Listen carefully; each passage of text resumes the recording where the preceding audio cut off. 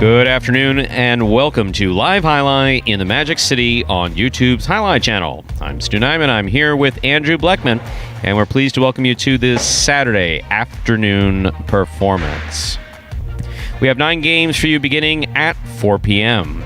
In addition to fast and fun Jai-Alai action, each of today's games offers win, play, show, quinella, exacta, and trifecta wagering.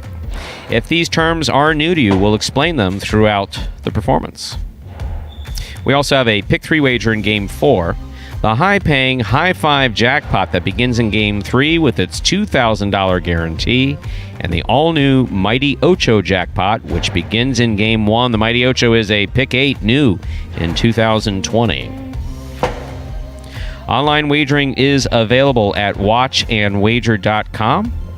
or if you're in Connecticut, at mywinners.com. However, placing bets is not necessary to enjoy all we have in store for you today. Ladies and gentlemen, we do have a scratch in today's performance. Number 30, Diaz, is scratched in all his scheduled appearances today. Now, for those of you new to Jai-Alai, a scratch occurs when someone who is in the program, who's been scheduled to play in a given performance, is out for either medical or injury reasons. And Diaz is feeling a little bit under the weather, so advise that he stay home for the afternoon. Let's see how he feels throughout the afternoon. We'll see how he does. So that scratch affects today's first half of the program. Let's begin with Game 1, Post 7. Scratch Diaz, replace Diaz with El Barba.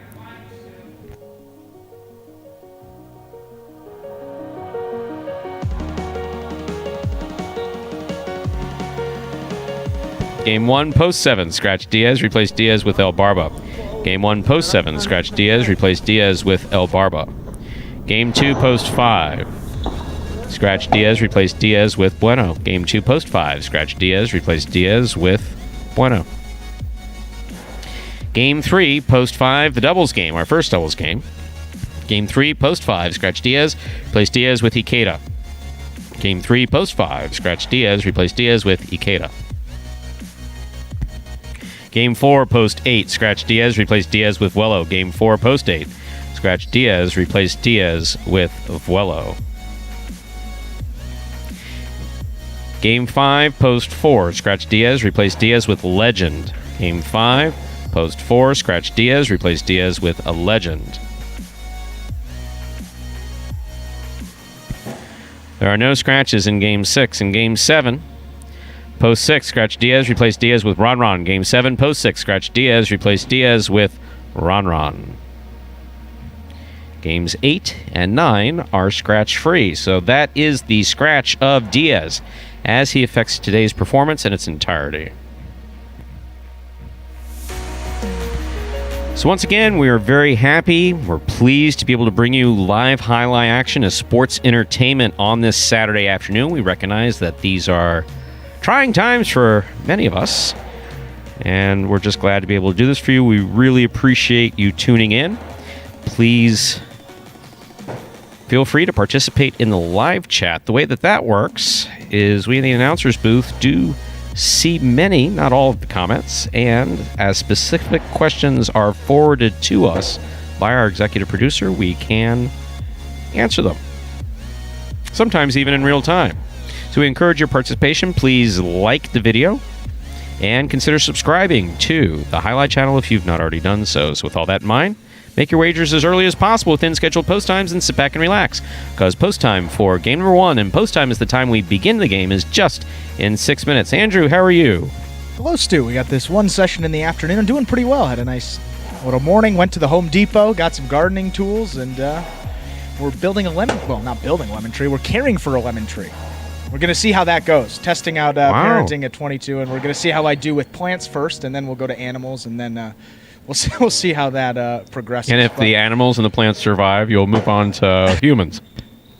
We've got time for that. We've got some time. Is there a time frame?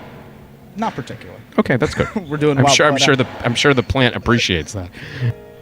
You know, always got to get good practice in. We talk about players needing good practice to get better. Yes. So you know what? Always got to be as good as you can in everything that you do. So that's what we're doing this afternoon. And one more note for the program today. Saw some people might be wondering about Jedden, because he is not listed in the program. He's not yes. scratched. He just he's not here. He's back. I believe he's back home this weekend, if I'm not mistaken. Yeah. He has family that he went to see. He has a life, yes. He has family. He has a life outside of Jai-Alai, and he has left us for the day, or for the weekend, rather. And we obviously wish him well. And before we get into the action for today, we got this spectacular 7 video that will explain the scoring format for the first 8 games of this afternoon performance. Take a look. Spectacular 7 singles games are played with 8 players. Each player wears a different color jersey numbered 1 through 8 on the front. These numbers are traditionally referred to as post numbers. Post numbers are used to signify the order in which the athletes will play in a game. These numbers are also used for betting purposes. Don't be confused by the numbers on the back of our jerseys. Those are just for fun. Each game begins when the player in the post 1 red jersey serves to the player in the post 2 blue jersey. The served ball must land between the 4 and 7 lines marked on the court's side wall. If the ball lands between those lines, the serve is good and play continues until one of those 2 players wins that matchup. The player who loses the matchup exits the court and waits for his next turn at the end of the rotation. It's important to note that every game has 2 rounds. The first 7 matchups in a game make up round 1. Each matchup in round 1 is worth 1 point. Round 2 refers to all matchups that take place after the 7th and final matchup of round 1. The number of matchups in round 2 varies from game to game. And in round 2, each matchup is worth 2 points. The first player to earn 7 points wins the game. And so yesterday, Stu, I got a lot of texts about this guy Carballo. Seems to be playing some pretty good highlight out there, both singles and doubles. Leading the roster this week in wins in singles, and then doubles with Juice. He's played his way right back into the money. They are just 2 games out of that second place spot, and just playing absolutely spectacular. I think there's no other way to describe it. Absolutely. And the issue with Carballo, not really so much an issue, but and we talk about this regularly, when he gets his mind straight, avoids the fancy stuff, catches the ball in the air, stops it firmly on his right side, he can absolutely play with anyone on this court. Yeah, and one of the streakiest players we talked about. When he gets hot, he's tough to stop, and you're seeing that for the first time here in 2020. We saw it last year where I think it was at the beginning of the season, and was maybe playing a little lower level in terms of his opponents, their skill level, but really just dominated those guys. Won 20-something games one week. Yeah, and, we had an up-down. We had an up-down last year. Where, long story short, throughout the history of Jai-Alai, you often see where some of the best players. Right. You have a A group and a B group, basically, and the worst of the A group will drop down and the best of the B group will go up. And that didn't work out well for us. And so we abandoned that because we took someone from our A group, put them in our B group, and he won every game. The Carballo rule. Yeah, said, well, this isn't going to work. But hey, once again, we people who've been paying attention to us since year 1, this program is in development. You're watching a developing Jai-Alai program, and and people are developing at different rates, and Carballo is one of those guys that has really developed at an extraordinary pace, and one of the original guys, started 3 years ago in this program. And he is, I believe, one of the only guys, along with Anderluck and Ben, they're going to see some of those guys that started with us 3 years ago that are in those later games. And again, those feature singles games, you'll see those guys are coming in games 8 and 9. Probably about an hour and a half, about 2 hours from now, we'll get into those feature singles games. But the storyline today, the doubles tournament is ending in a week and a half, so the doubles race very close. Some competitive singles action this week, and we will bring it to you live here in just under 1 minute. This a reminder of our scratch. Diaz is scratched in all his scheduled appearances today. Game 1, post 7, scratch Diaz, replace Diaz with El Barba. Game 1, post 7, scratch Diaz, replace Diaz with El Barba.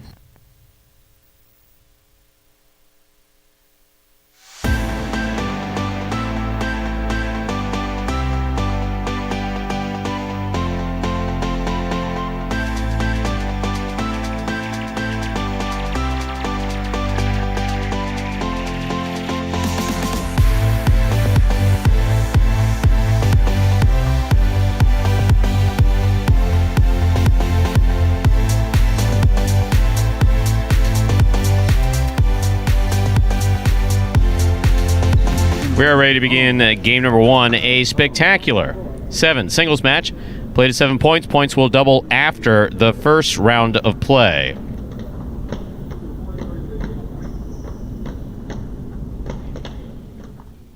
Serving in the red shirt of post 1, Asier. Receiving the blue of post 2, Juice.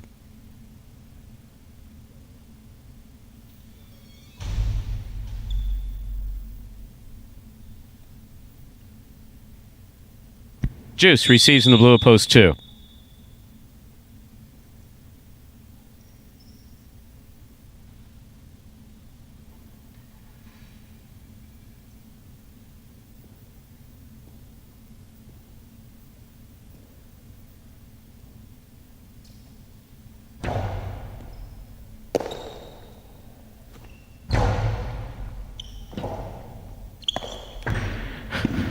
Point 2.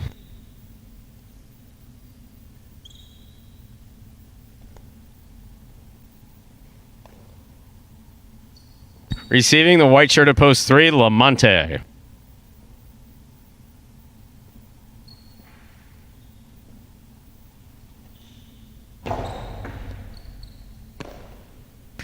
Lamonte opens up from the right side. Juice with the left side. Tipped it at the 11 line, point 3.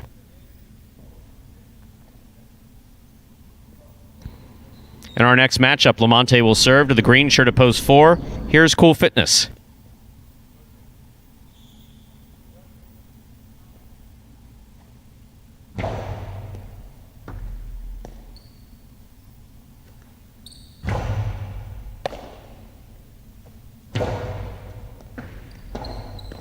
That's a nice rebote save, a big 2-all by Cool Fitness. Lamonte hanging in there.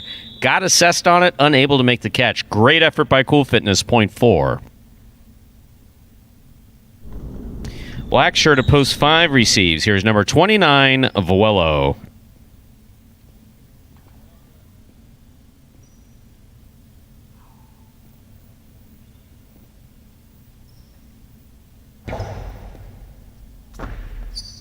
Ball tipped, off the serve, point 4. Yellow shirt of post 6, Legend receives. After the wall.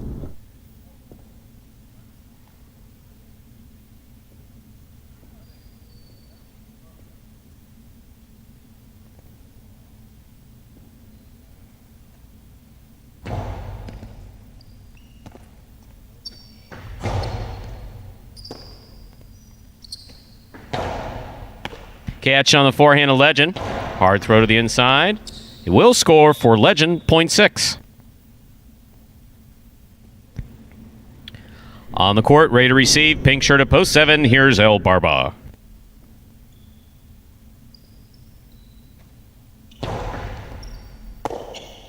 El Barba from the forehand. Legend from the 10 line. Rebote left side. Scores on the second bounce. Point 7.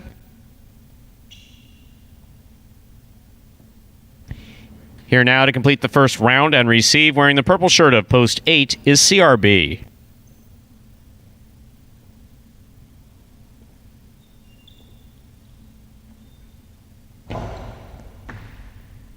CRB moves up, makes the catch on the left side. Rebote by El Barba, a 2-all. What a catch by CRB, but could not get it off. Point 7. That completes the first round of play. All matchups are now worth 2 points. First to return in the second round is Asier.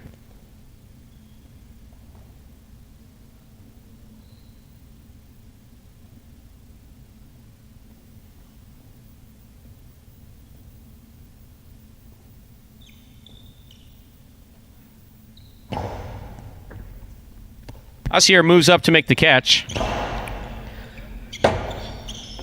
Rebote to the inside, thrown beautifully by El Barba. Asier's there. Catch on the forehand of El Barba. Asier from the 9 line. Low and hard, will score, point 1.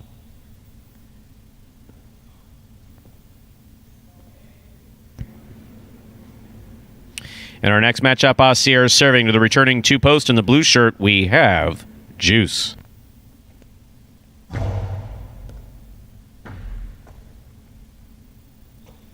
A hard throw by Juice back to the inside. Asier missed the rebote at the 10 line, point 2.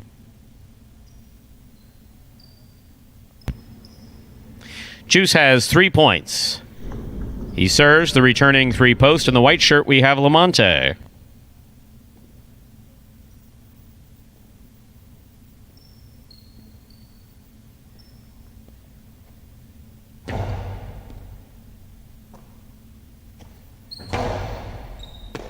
Catch on the forehand of Juice. He was going to place it softly just above the pad. Not so much a Tejada, but just get it in there. Missed, hit the pad, point 3.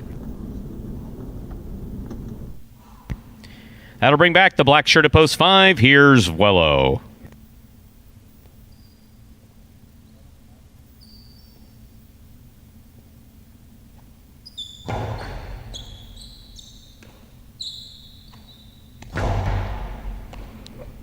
Ball missed on the forehand of Lamonte. Point 5.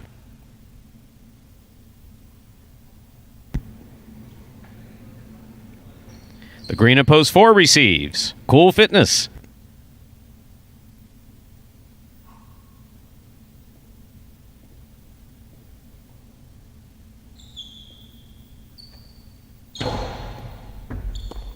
Ball tipped off the serve, point 5. Wello now has 4 points. Here's post 6. The yellow shirt returns Legend.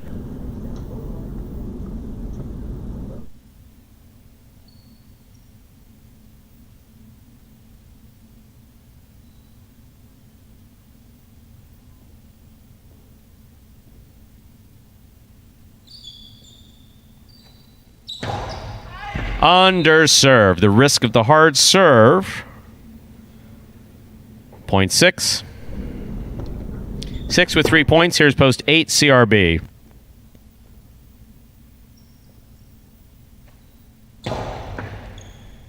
Catch by CRB. Holds on to it nicely. That's a good backhand right on the inside to score. Point 8.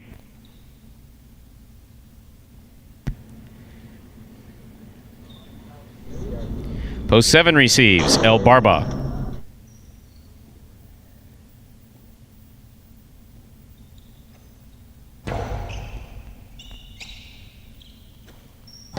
Big backhand by El Barba. CRB takes it in the air. Scoop attempt. Tough to make there at the sidewall. Point 8. CRB has 4 points. Here's post 1, Asier.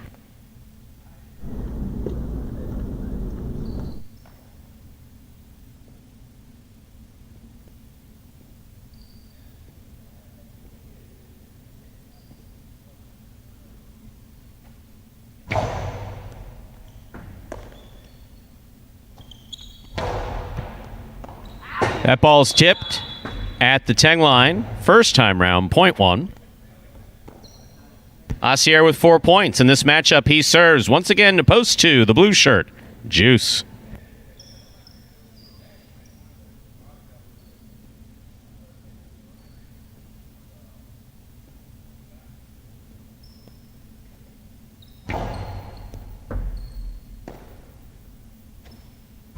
It's a beautiful throw by Juice, an even nicer catch by Asier. Asier gets back in there to make the catch. Juice from the 10 line. Back to the inside he goes. Rebote, that's a swing and a miss. Point 2.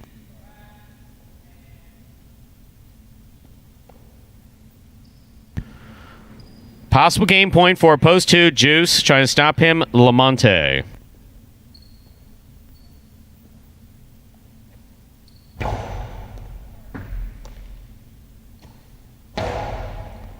Low and hard to the inside. Juice scoops it up. That's a nice forehand rebote by Lamonte. Juice makes the catch. Hard throw. Scooped, but missed. Point and a well-earned game there for post 2, Juice. 5, 8, and 1 will play off for second and third place. 5 first serves to 8.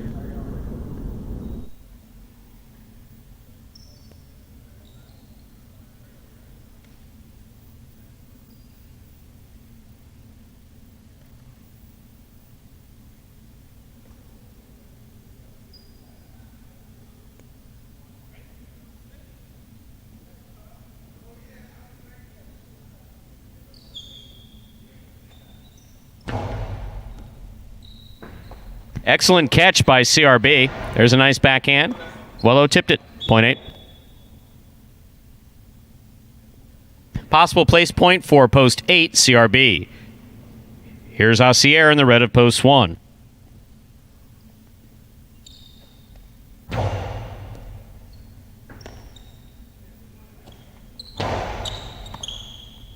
Point 1.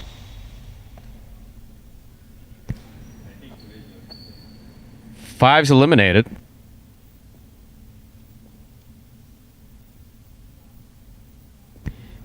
Place and show point. Aussier serve, CRB.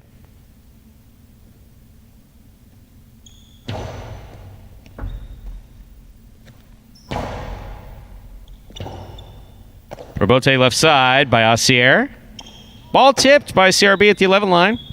Point end placed to post 1. 8 shows. Unofficial order of finish is 2-1-8. We'll have your prices up in just a moment.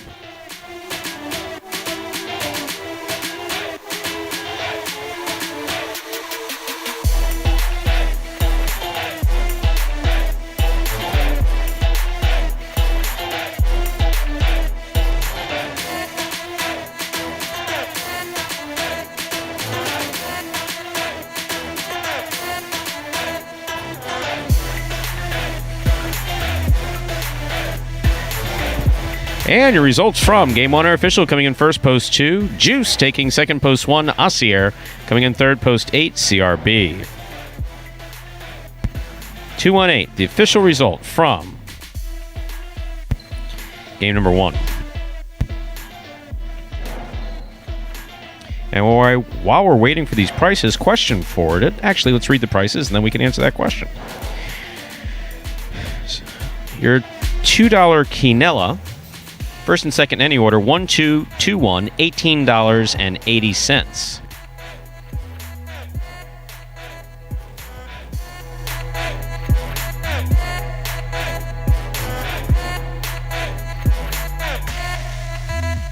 Trifecta, 218, 571 even. That's first, second, and third place finishing up. Next is Game 2, Spectacular 7 scoring. There is a scratch. Game 2, post 5. Scratch Diaz, replace Diaz with Bueno. Game 2, post 5. Scratch Diaz, replace Diaz with Bueno. So, question forwarded to us by our amazing producer regarding what the players eat. And when they're away from here, I know what some of them eat, but immediately around here, pre-COVID, sure. It's fast food, but most of these guys don't do fast food. Yeah, they're all pretty healthy. I think that's more you and I that. We do. Like right around, I think it's, what is it, 37th and 7th? South, yeah. Right, that's the corner there. They got a Burger King, Wendy's, McDonald's, Taco Bell, and a KFC. So pretty much. And a McDonald's right across the. Oh, you said McDonald's. Yeah, all 5 of those. I mean, I heard in my ear Pollo Tropicals around. Pollo is right here. But my spot that the players kind of joke around is because I sometimes go there almost every day, is Latin Cafe 2000. I've never been there, but I see you'll it have almost to every go day. with me one day. When we started practicing here, we would finish just before rush hour traffic. And I wouldn't want to drive in the rush hour traffic. And if I ate earlier, I felt, late afternoon, I'd feel better. So I started going there. And then literally it got to the point where they started putting the Coke down and bringing out the soup before I ever ordered it. And I was like, maybe I spend a little too much time. I am a creature of habit. I mean, that I was going to say, when you find a good spot, especially if they treat you well, they got they give you the Coke when you sit down. What's the need to go anywhere else? Absolutely. Now they've since backed off because I stopped doing. But also we'll eat here actually. I was going to say, Magic the City buffet quite a bit, here is, especially in between them. I don't know the status of the buffet. Yeah, I know that if you go to the sports club, there is a voucher that you get food with that, but I'm not sure if there's the. But the regular restaurant, buffet, these guys will frequently have, and with the employee discount, Which Oh yeah, that you can certainly get helps you out. salmon, mashed potatoes, and another side and a soda for under $10. I mean, it's really good. So a number of the players do that, and the occasional empanada and Cuban coffee. Everyone's big into the Cuban coffee. There was some brewing this Especially morning, you. especially me. Hopefully Ikeda's listening. He's probably out doing something a little more important. Yeah, he's getting ready for game number 3.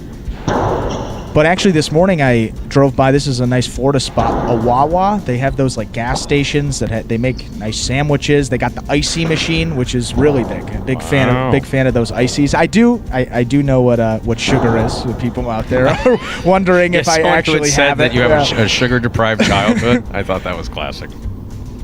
That brings up the topic of like regional fast food spots. I know where I'm from in the Midwest, one of my favorite places. And I've seen it a little. I've seen one in Orlando, but a Culver's. I don't know if you've ever had a Culver's, burgers, fries. It's at Midwest, I think more in Wisconsin. They have some in northern Illinois as well. Absolutely terrific. They got they call them the butter burger. So, I mean, probably just sounds like slab a cholesterol on. nightmare. Yeah, right. Nightmare. Probably not. You don't want to see the calories, but absolutely delicious. And it's pretty much like a Shake Shack, you know, how it's like a little nicer burger, great service. I would say it's kind of like a Chick-fil-A burger place. Like they got the great that they're known for their service, burgers, fries, absolutely spectacular. But I was thinking about Florida, and the only place that really, I don't know, are there regional places down here? I was thinking like Pollo is one of those. To be honest with you, I mean, it took me, I was thinking about this for 15 minutes before, and there was nothing that came to mind right away. Well, you know, it used to be more that way, you know, obviously in the 60s and 70s, you know, before the chains actually went everywhere. You know. I believe Royal Castle may have been Royal Castle. Royal Castle. Royal Castle. Royal Castle. Royal Castle. No, not Royal Castle. What? Home of the roll. No, Royal Castle was really big down here.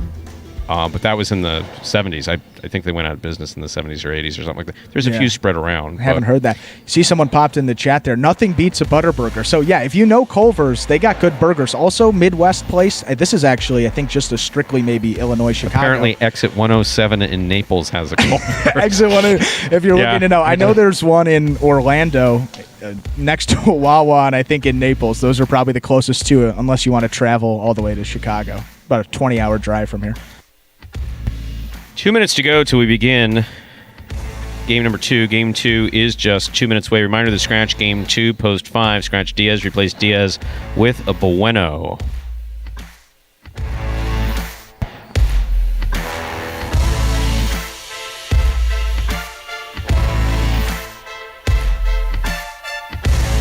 So this Culver's has started. So I got a text message from a highlight expert. Yeah. Sent me a text message direct, and then all of a sudden in our ear, producer Anthony says. Producer Anthony said that they are very nice there. Very nice people. Good customer service. I mean, that's I may half have to the battle. drive to Orlando to check it out. That's well, we're starting to see here. I mean, maybe I'm a little naive. There seems to be a lot more Culver's around the world than I thought there. But someone just brought up public subs. No, but that's still, when they got in the sub business, it was like, whoa. That's a classic. I mean, they could make their own restaurant. Just the pub subs. Good. Yeah, the buffalo. I get the buffalo chicken sub. You get the chicken tenders. They put it buffalo sauce. Get a little provolone out there. Always throw it in the oven. You need it toasted. That'll get you through the day. Had one of those at Wawa today, so we're feeling good. And we're ready to go, and that is Director Anthony. Director, not producer. Now we have executive producer Lindsay and director, so we got to get that straight because I can't handle any more write-ups in HR. We're ready to begin game number 2, a spectacular 7 singles match. Play to 7 points. Points will double after the first round of play. Serving in the red shirt of Post 1, we have Legend. Receiving in the blue of Post 2 is Tennessee.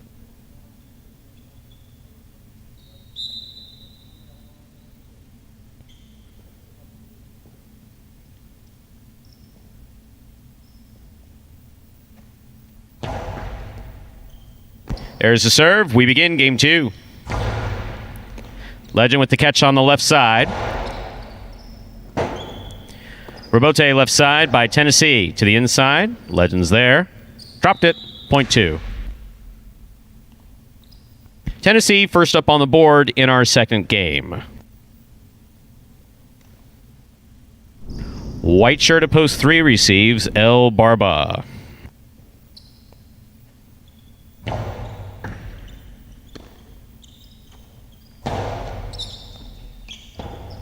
Tennessee turned around to make that Rebote save. Ball did come out. Difficult to make. Point 3. That'll bring to the court the green shirt at post 4. Here's CRB.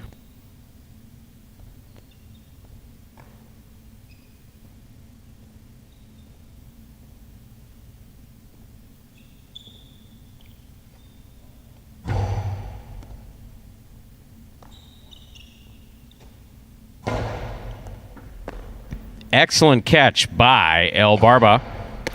Here's CRB. Backhand. Rebote by El Barba played nicely to the front wall. El Barba again from the left side. Goes to the outside. Caught by CRB. Carambola by CRB is going to score on the second bounce. Point 4. Here is post 5. The black shirt receives. Substituting for the scratched Diaz is number 22, Bueno.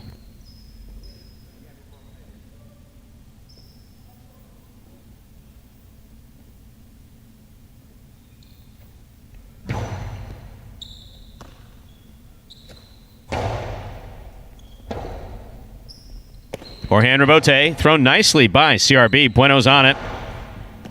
Good catch by CRB. Backhand comes in low, but is above the pad.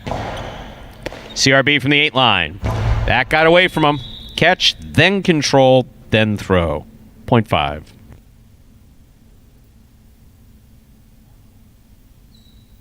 Here's the yellow shirt at post 6. Cool Fitness.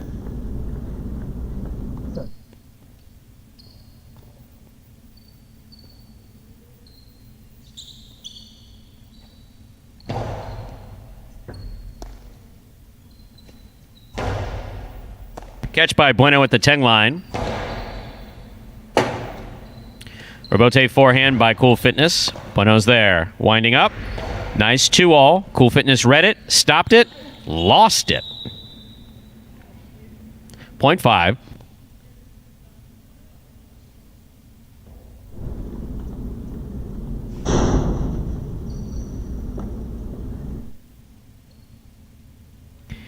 Pink shirt at post 7, Vuelo.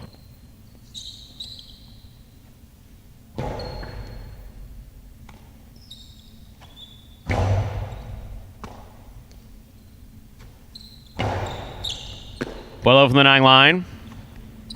He goes deep. Vuelo mid-court. Catch by Bueno.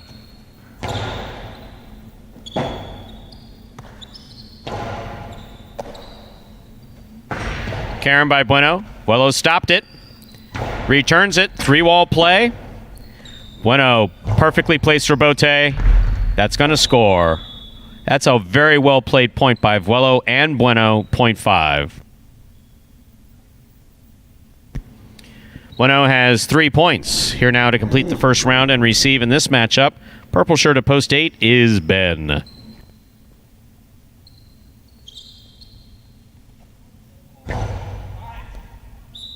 Over serve. Point 8.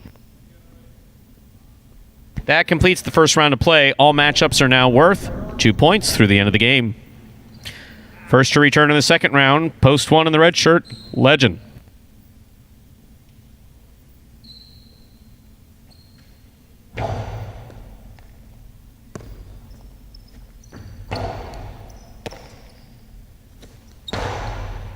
Good catch by Legend. That got away from him to the overhead screen. Point 8. Ben has 3 points. He serves to post 2. The blue shirt is Tennessee.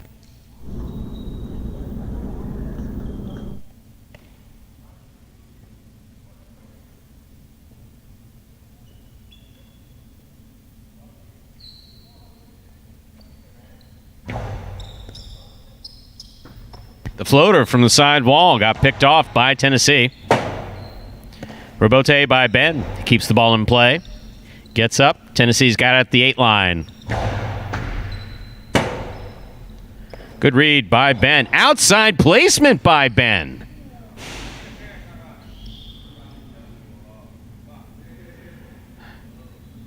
Robin okay?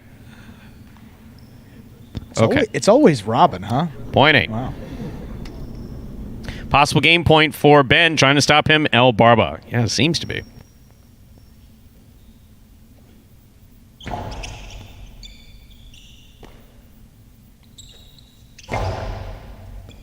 Catch by Ben at the 11 line. Hard throw. Caught in the air by El Barba. Ben with a great catch behind the 9 line. Strong backhand. Low Rebote is going to score. That is point and a perfect game for the purple shirt of Post 8, Ben. 8 wins it, 5 places, 4, 2, and 3 playoff for third place, 4 first serves to 2.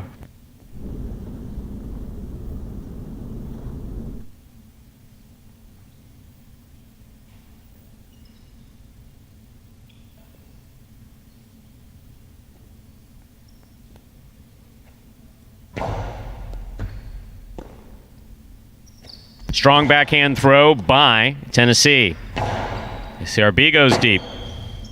Rebote by Tennessee. Catch by CRB.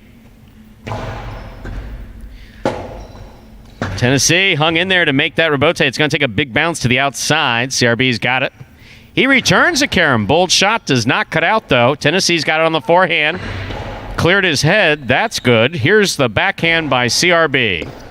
Tennessee reaching out, grabbed it, stopped it. CRB goes deep. Rebote for Tennessee. Too high. Well played otherwise. Point 4.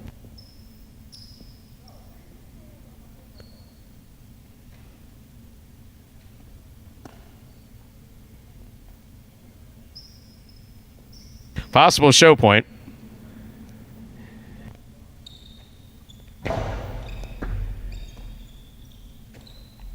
That's a strong backhand throw by El Barba.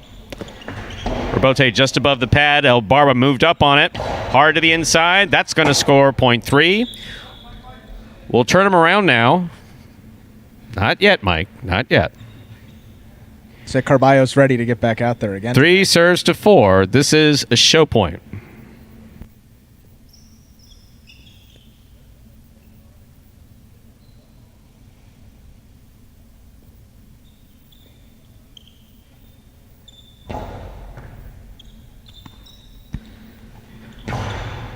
El Barba makes a good catch. CRB back to the inside. Catch by El Barba. CRB from the 8 line. Tough scoop by El Barba. Strong backhand. Scores.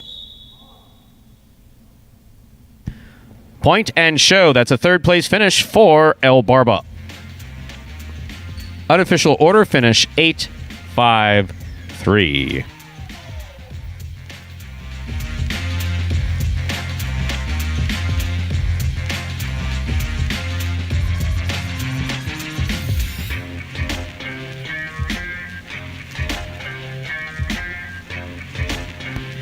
Results are official from game number 2. Coming in first, post 8. Ben taking second, post 5. Bueno. He was substituting for Diaz. Coming in third, post 3. El Barba, 8-5-3. Now the official result for game number 2.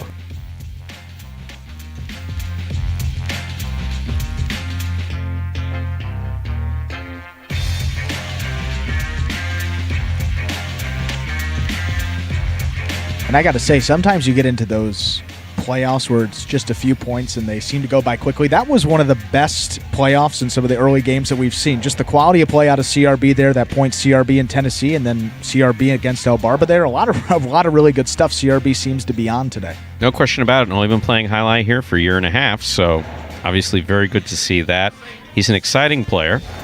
Just needs to develop consistency, and also he's getting rid of the ball too quickly on the left side. He's left-handed, right, which may have something to do with it. So you need to catch the ball, make sure that it stops without stopping the motion of the cesta. And That's why you saw one backhand that he threw, one reverse that he threw, went to the overhead screen. Our prices are up for game 2. $2 Quinella 5-8, that's 5-8 or 8-5, 38.20. Trifecta 8-5-3, 156.40. Up next, ladies and gentlemen, game 3. That's our first doubles game for this performance, a spectacular 7 doubles match, played to 7 points, points double after the first round of play. Diaz continues to be scratched. That will affect game 3, post 5. Scratch Diaz, replace Diaz with Ikeda. Game 3, post 5. Scratch Diaz, replace Diaz with Ikeda.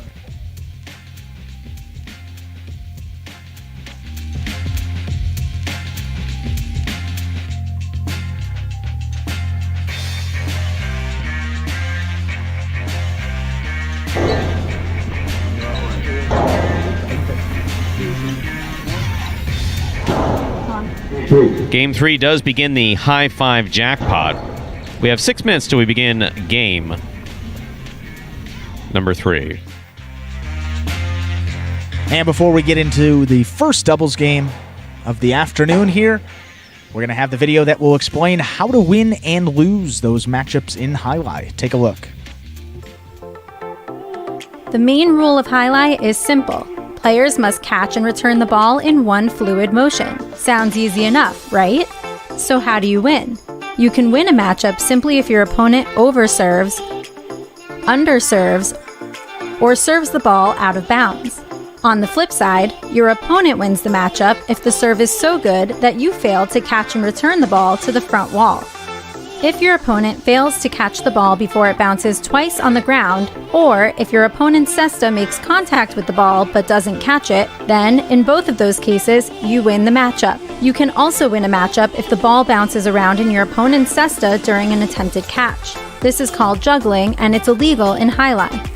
Another way to win a matchup is if your opponent throws the ball and it lands out of bounds on its return from the wall. The overall game strategy for a Jai-Alai player is to make it difficult for an opponent to reach the ball in time or to execute a rebuttal play.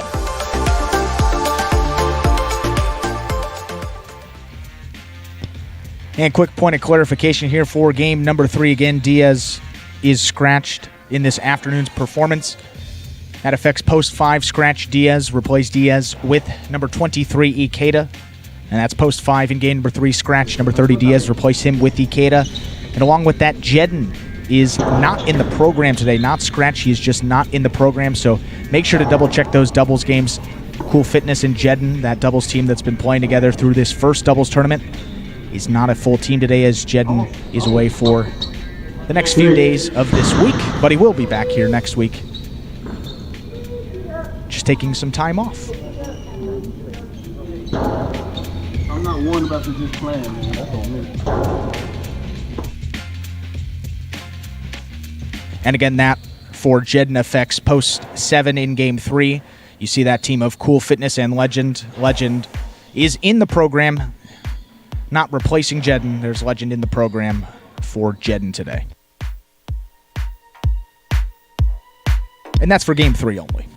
4 minutes to go. And yes, with only 22 players on the roster, sometimes when we have substitutions, especially in singles, Yes. that Ikeda Anderluck team is a solid team. Formidable team. Yeah, There's no question about that. Now, I believe that this happened, Diaz was out Yes. a few weeks ago. Yeah, Ikeda and Anderluck had a couple games together under their belt, and they didn't win the first few games they played together, but once they got the rhythm down and the trust factor, I think, we tend to pair, as we said, stronger player with a weaker player. Two of those stronger players playing together, used to being maybe a little more dominant out there on the court. Right. After they got a couple games under their belt, they played almost flawlessly as a doubles team, and then I think they rattled off a couple, if I'm not mistaken. So definitely a good team to look for here, although playing out of a difficult post in Game 3. And we'll see if Carballo continues with what he was doing the last 2 days, really, which is just a lot of control. It's conservative by his standards. It's not overall conservative Jai-Alai. It's as conservative as Carballo can play. Yes. Right, and as you're saying, reflected in the stat sheet as well, 6 wins for the doubles team of Carballo and Juice this week to go along with 3 places and 2 shows. So they're in the money 11 of their 12 doubles appearances this week, which is, I think that's got to be the highest we've seen out of all of these weeks. We have the numbers and we could double check that for you, but right now that percentage of 91.6% in the money this week, that's really impressive. And that helped him fly up those overall standings as we were talking about. This is the first doubles tournament, all part of the Championship Doubles Series here at Magic City Jai-Alai, and we do things a little bit differently. You are paired with one partner that you stay with throughout the duration of the tournament. So Carballo and Juice, they started this week in 3rd place. They were 7 games outside of 2nd place, and they have cut that lead all the way down to 2. So they got today, they got tomorrow, and they got a full week of doubles next week to see if they can slide into that 2nd spot. A little bit different for the doubles as opposed to singles. You only pay out those top 2 spots. So you're going to need to get in the top 2, and they have played themselves back into it. The only thing you can do at this rate, we're kind of waiting for one of those teams to maybe make a jump from the bottom of the pack. It was just Douglas and Lamonti trading wins back and forth for a while, getting a majority of them. But got to give credit to Carballo and Juice. He may be playing, Carballo doing a lot of the work in those doubles games, but translating to wins, and that's what you like to see. Played themselves right back into it now. As we said, 2 games out of it, and who knows, at this rate, maybe even, maybe a little unrealistic to, catch that team of Douglas and Lamonti. Looks like they may have this first tournament in the bag, but definitely a race for 2nd place there, so we'll see how that plays out, as we have, as we said, a week and a third left in this first doubles tournament.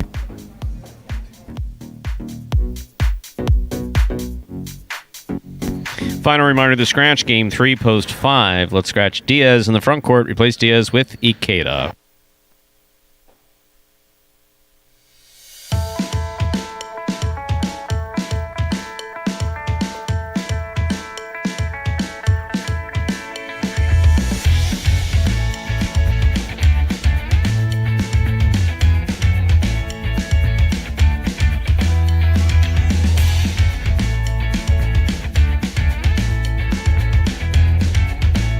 We're ready to begin game number 3, a spectacular 7 doubles match, the first of our 3 doubles games this afternoon. Serving in the red shirts of post 1, we have CRB and Vuelo. Receiving in the blue of post 2, Lamonte and Douglas.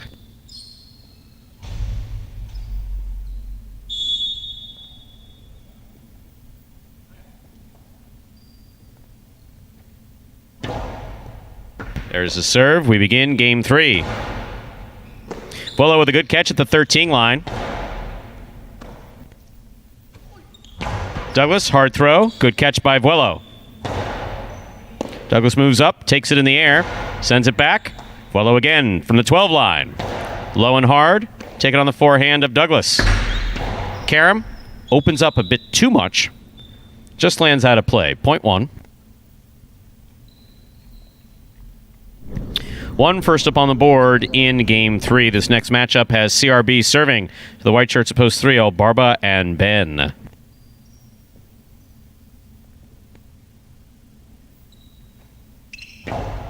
El Barba picks the serve. Straight to the inside. Vuelo hangs in there to make a rebote nicely. That is scooped up and a great catch by El Barba.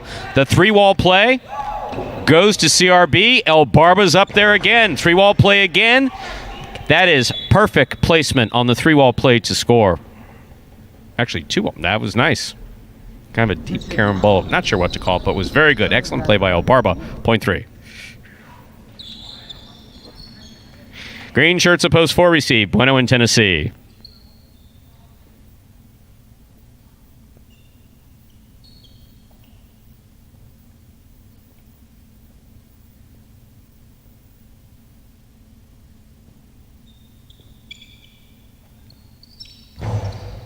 Bueno picks the serve.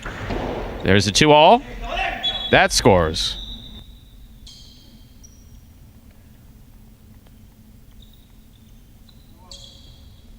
Point 4. Now receiving in the black shirts of post 5. Ikeda substitutes for Diaz in the front court. Anderluck in the back.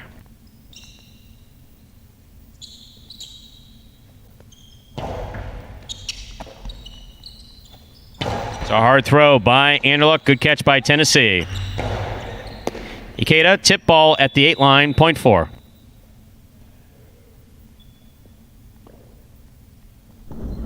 Bueno in Tennessee with 2 points. Receiving, post 6, the yellow shirts, Juice and Carballo.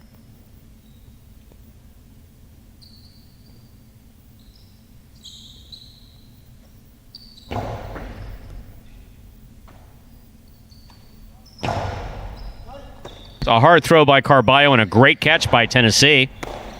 Carballo from the 9 line. Bueno gets in there, makes the catch, sends it back. Passes on the left side. Carballo, rebote, low. Ball tipped, point 6.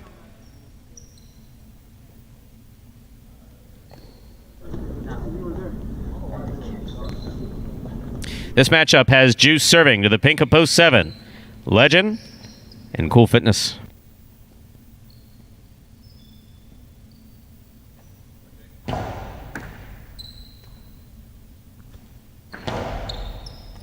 Scoop attempt missed on the forehand of Carballo, point 7.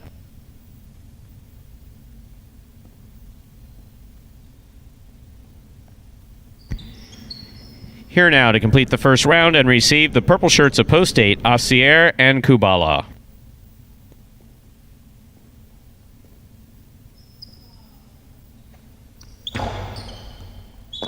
Over serve. Ball must land between the 4 and 7 line on the serve. That went past the 7. This point goes to post 8. That completes the first round of play. All matchups are now worth 2 points. Asier serving in this matchup, 2, post 2. Lamonte and Douglas, first to return in the second round.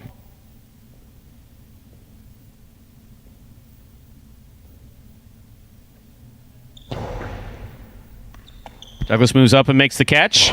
Rifles this forehand. That's a beautiful rebote save by Kubala. Great catch by Kubala.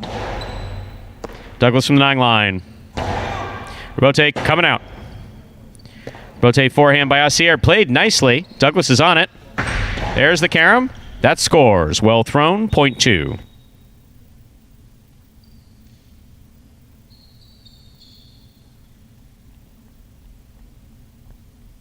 Red shirts of post 1 receives CRB and Vuelo.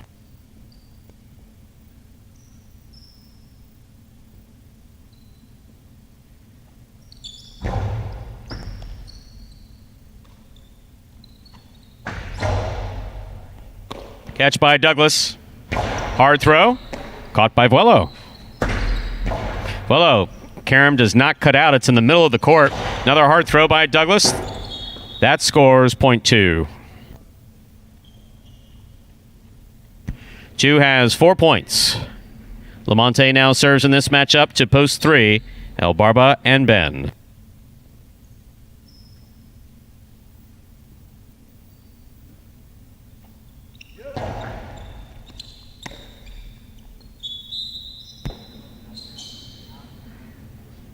Point 2.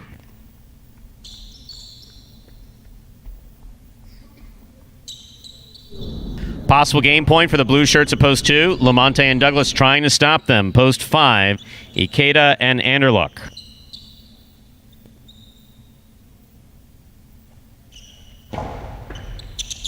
Anderluck with a tip ball mid-court. That is point and game for the blue shirts at post 2. Lamonte and Douglas. 2 wins at 4 places. 6, 7, 8, 1, and 3 will play off for third place. 6 first serves to 7.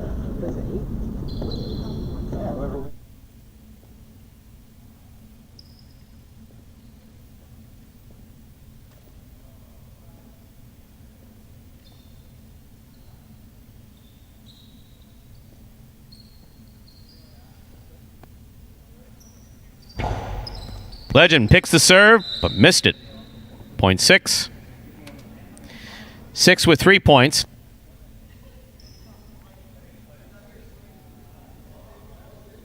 Here's post 8. Asier and Kubala.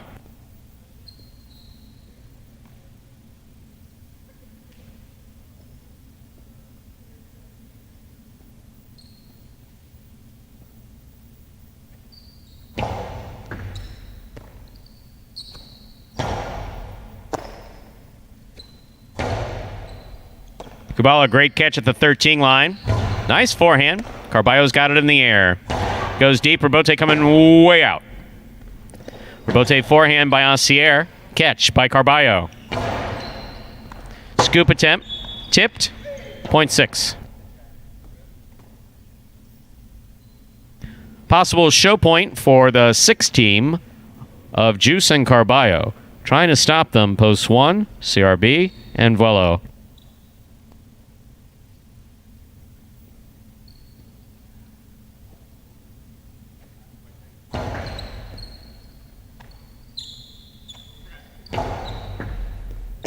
Carballo from the 11 line. Comes over the top. Vuelo, great catch at the 12 line. Long carom. Carballo's out there. Stops it. Low and hard. Great catch by Vuelo. Rabote thrown beautifully. That is a picture-perfect Rabote thrown for show point by Carballo. Unofficial order finish 2-4-6.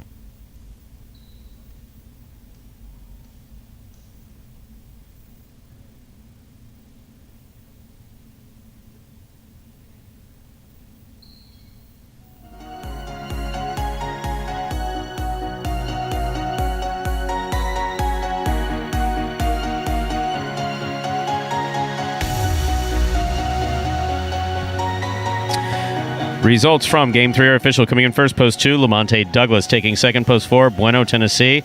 Coming in third, post 6, Juice and Carballo. 2-4-6. The official order finish for Game 3. And there are your prices. The $2 Quinella. That's first and second in any order. 2-4 or 4-2. $24.80. Trifecta 2-4-6. $275.60. Up next, ladies and gentlemen, is Game 4, Spectacular 7 singles match. There's a scratch. Game 4, post 8, scratch Diaz, replace Diaz with Vuelo. Game 4, post 8, scratch Diaz, replace Diaz with Vuelo.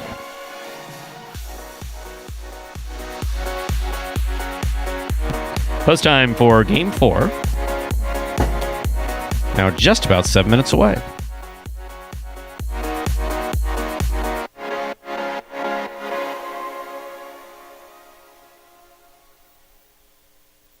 And that win for Douglas and Lamonte now opens their lead up to 9 games. So 9-game lead over first place in that doubles tournament. So with 23 games remaining, safe to say that there looks like that they may run away with this one for the win. But as we said, that second place race, awfully tight. Tennessee and Bueno at 20, Carballo and Juice still at 18. So only 2 games separate second and third place. And the second place team will take home a nice $5,000 bonus split amongst the doubles team. So it's going to be a good one to watch down the stretch. As we said, now 23 games left, just a week and a third of doubles action here in this first doubles tournament. And then the second doubles tournament will start in the beginning of July. If I'm not mistaken, Stu, we're going to get some new teams in that second doubles tournament. I believe that they're going to be announced next Friday, I think it is. Yes, I believe next Friday.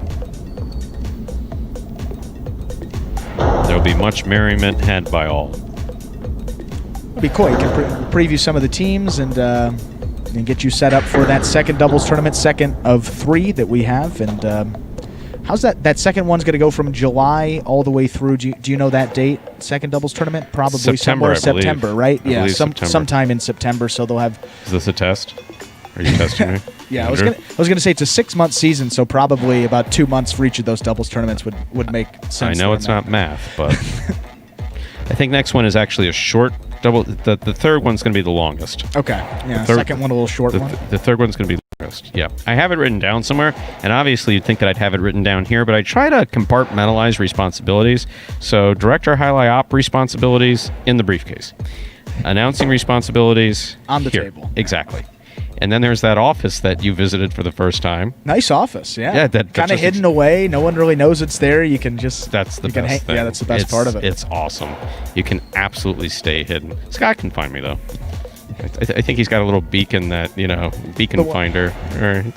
So because I am prone towards hiding, I really am. I am prone towards hiding, and haven't done it lately, but No, you're always up and about. I mean, that's how you got your nickname, the Big Schmooze. I mean, how can you be hiding if you're the Big Schmooze, I am right? the Big Schmooze, right. Yeah, that's me. Yep, little social butterfly. Aren't we all? Yes. Reminder, the scratch Game 4 Post 8, Scratch Diaz. Replace Diaz with Vuelo.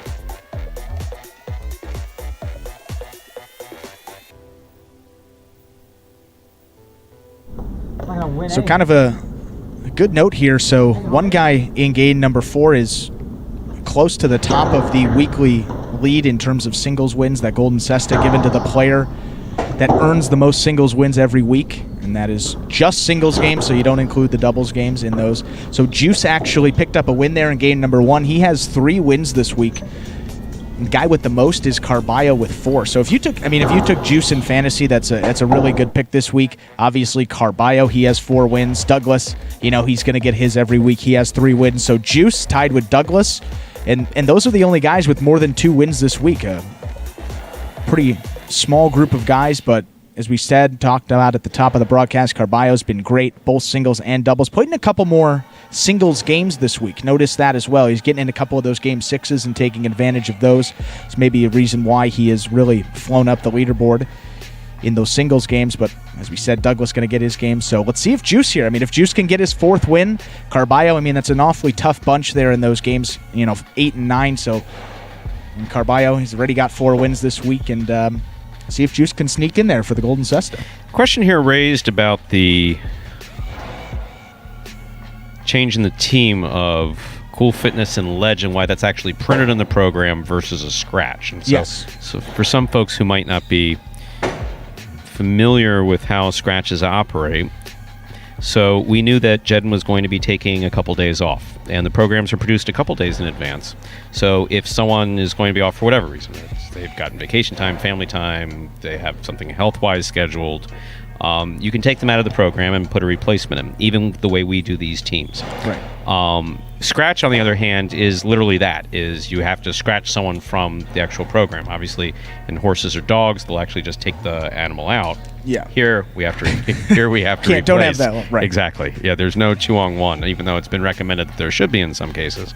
So in that case, you always have 1 official sub that's actually printed in the program, 2 in the case of doubles, and 1 that's in backup that we just kind of have. In the event of a second, which has happened this season already. So. In our first year, we had to scratch out an entire post position because of shortage of players to be able to play doubles. I mean, it was a real problem. We had to eliminate a post position, move everybody up. So, we're going to play the game. That there's no question about. We're going to play the game. We may change the entire lineup. They might have to get me in there. The only time that I've ever had to announce.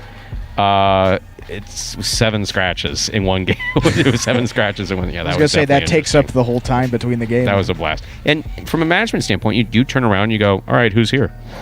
Who can fill it? Who can play this game? They're starting to get the guys from AV. They're going to get me suited up. JR back in there. Maybe even Stu show off that serve a little bit. We're hearing a lot about it. Not a chance.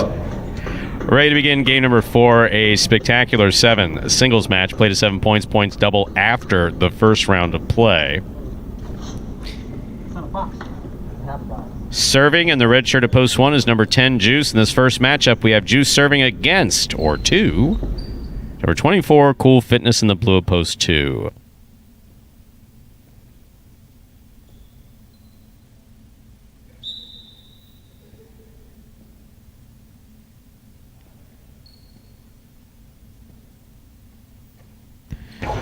There's the serve, and we begin game 4 with an overserve. Point 2. 2 serves, the white shirt up post 3, CRB.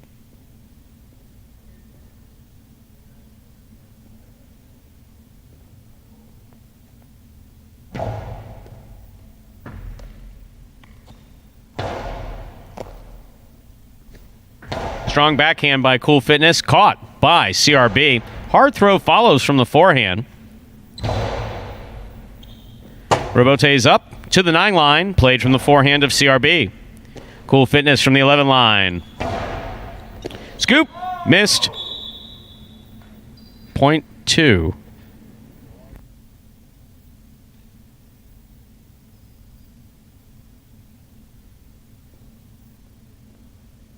Cool Fitness now serves to the green shirt of post 4, Legend.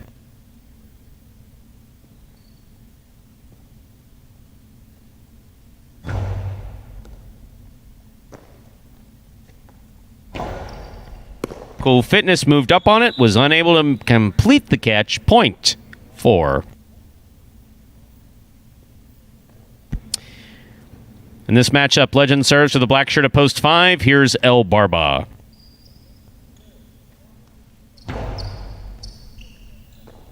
It's a good catch by El Barba deep in the backcourt. Point 5.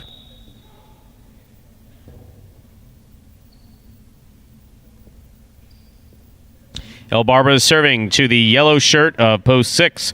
Here's number 26, Lamonte.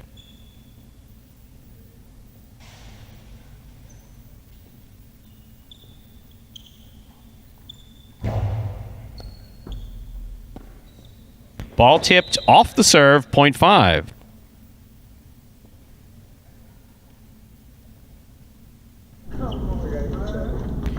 On the court, ready to receive. Pink shirt of post 7 is Assier.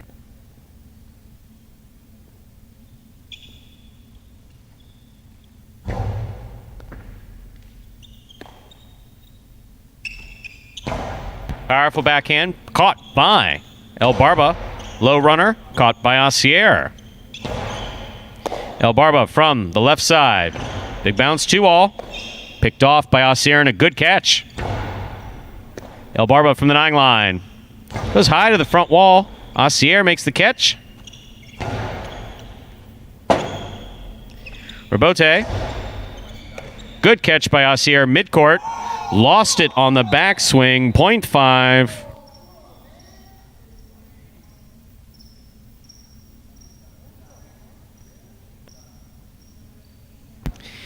Five on the board with 3 points. Here's post 8, Vuelo. This will complete the first round of play.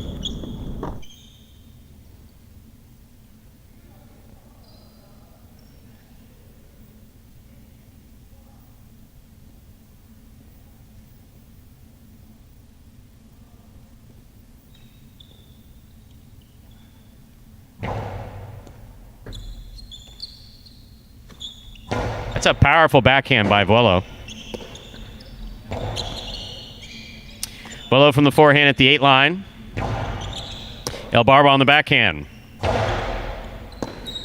Point 5.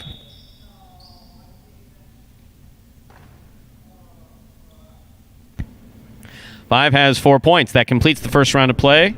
All matchups are now worth 2 points through the end of the game. First to return, second round is Juice.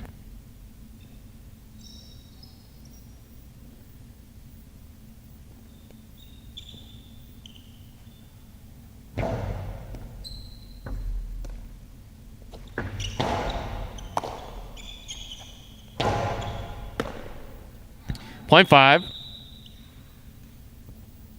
Possible game point for the black shirt of post 5, El Barba. Trying to stop him. Post 3, the white shirt, CRB.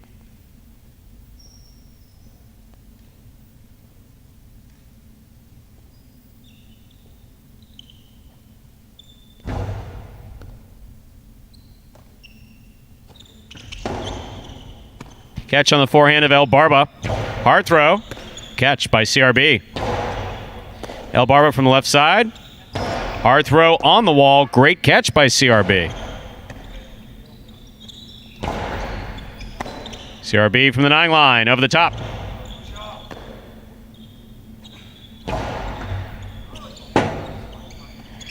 Rebote 2-all.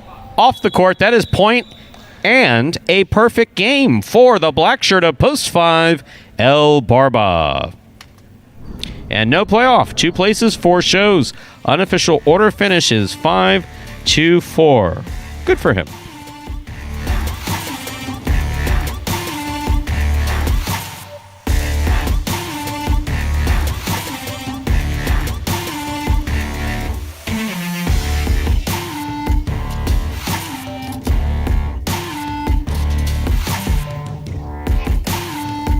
Coming in first, post 5. El Barba taking second, post 2. Cool Fitness.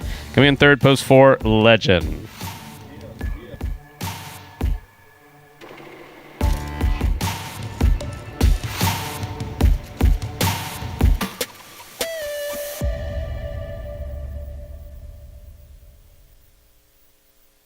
There are your prices from Game 4. $2 Quinella, 2-5. That's 2-5 or 5-2, 41-20. Trifecta 5-2-4. First, second, and third place finishing 170-60.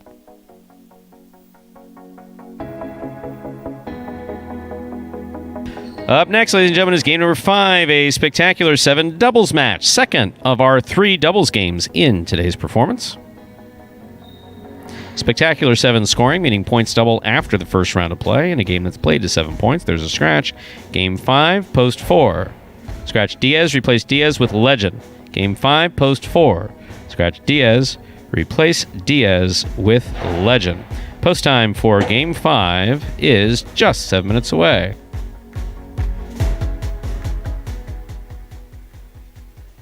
I really got the name El Barba from Coach JR.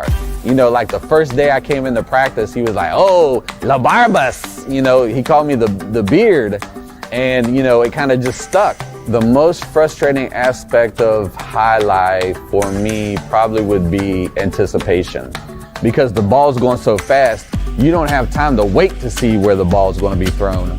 It's frustrating, you know, but at the end of the day, I'm playing a sport for money, okay? My goal is to go out there, win every point, as soon as I step on the court, win the game, and call that game a day. You know, that's it. So there's El Barba coming back in style. Perfect game for him, Stu, and that's the El Barba we know. Yes. I mean, he can play that way, and Yes. that's what we love to see. See, obviously, we had a long discussion about this the other day. We're not going to revisit what happened that day, but the truth of the matter is that Dennis is El Barba, rather, is an emotional player. Yeah. He just is. He does take it seriously. He puts in a lot of practice, and we're still early in this program. So when someone is off, for whatever reason they're off, whatever the reason they're off, when they're off, they're off. Yeah, They're and it's off. really magnified. And they sometimes, handle it, yeah. and each person handles it differently. So, yeah, we take a performance off, come back, and you see what happens. and absolutely, and night and day. Absolutely. I absolutely could not be more pleased with that. I really am. You don't like to see anybody walk around with their head. No. I mean, Yeah, don't get me wrong. I'm not criticizing that their head is down, but if their head's down, their head's usually down for a reason. Either it's their posture or they're dejected. Yeah. And I was having a conversation with a player who'll remain nameless out of respect to that player today at length on the drive in, and he was talking about the frustration. And so, some of our Basque friends that are listening in the Basque country right now, I had this joke that I talk about the frustration. It's more of a smart-ass comment, but I said that, the secret mission of Jai-Alai was that the Spanish didn't have nuclear weapons, or the Basques didn't have nuclear weapons. So they invented Jai-Alai and then spread it throughout the United States and elsewhere just to drive everyone crazy. It is an extremely frustrating sport. I mean, it is, because in many other sports, you're going to get incrementally better. Right. Some people get better quicker than others. That's why certain names do stick out. You talk about Adam, who actually works here in this building, but Miami's Adam. Adam, who started playing rubber ball and 3 weeks later was playing plastic ball, and who after a month was playing hardball, and who before his second year had a professional contract at Palm Beach. Wow. That is extremely rare. He was an absolute natural. That's just, we have a natural player here, Douglas. Douglas is absolutely natural. They don't come along very often. I mean, it's a small sport, too. Maybe if it was played more extensively, we would see more naturals. There are certain people who do take to it very quickly. For those people that really have to work at it, and they don't see progress, accomplishment, win, my numbers are down, they pay attention to their numbers, it really gets into their head. Some players more than others. And that is oftentimes what you see on the court. So when we talk about the mental aspect of the game, it's got a couple different facets to it. It's the individual makeup of the player, how they're playing, how they approach life, which is how they approach this. All of that absolutely comes into play. And there are a number of people actually here who think that I overplay the mental health component just based, and not even mental health, but the mental component, just based on my own, mental health experience. The fact I worked in it, the fact my mental health's been off since I was a kid. But no, I understand it. I get it. Right, and I was going to say, I mean, in golf, too, it's the same sport. There's no 2 days that are exactly the same, and I think that's the same thing in highlight, too, where you really need to focus on every single shot, every second you're out there. You can be playing basketball, you can playing football, whatnot.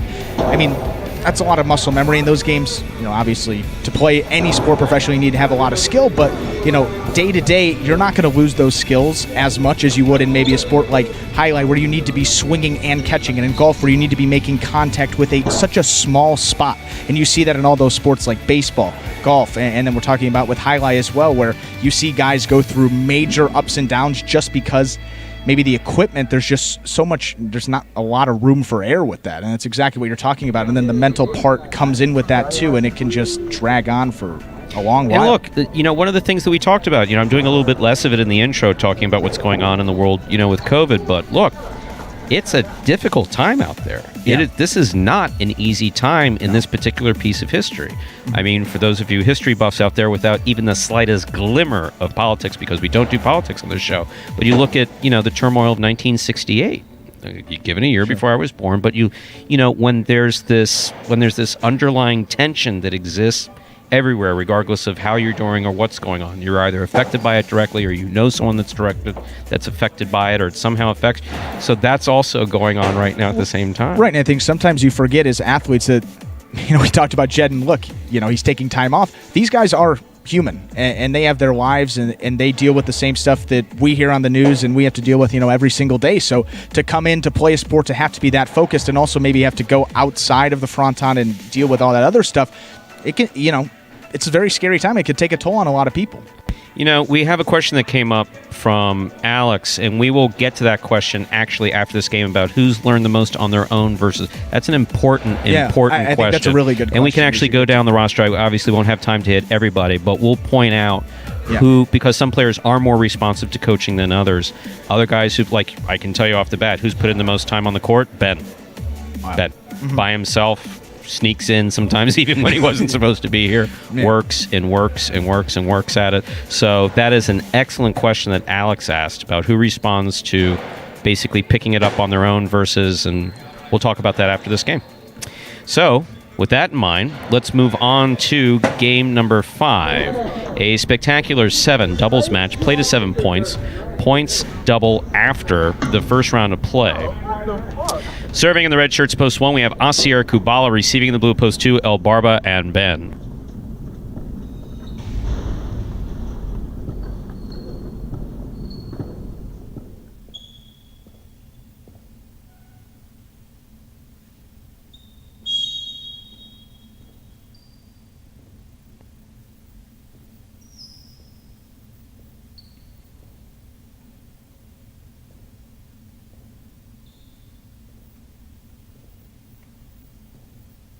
Asier serves. We begin game 5. Excellent catch by Kubala. He reached up high for that. Here's El Barba. Powerful backhand. Caught on the forehand of Kubala. High to the front wall. Ben's got it. Plays it from the left side. Low and hard. Woof. God, it's dangerous back in that corner. Wow. Point 2. 2 first up on the board in our 5th game. That'll bring to the court the white shirts of post 3, Cool Fitness and Ron Ron.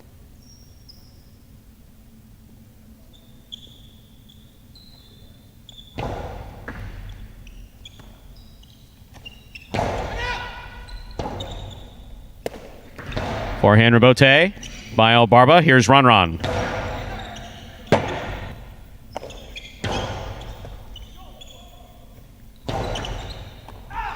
Ball tipped, point 3.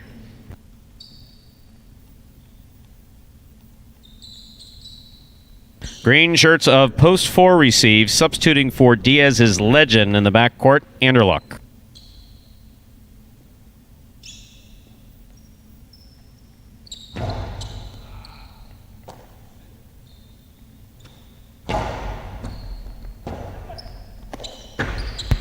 Point 4.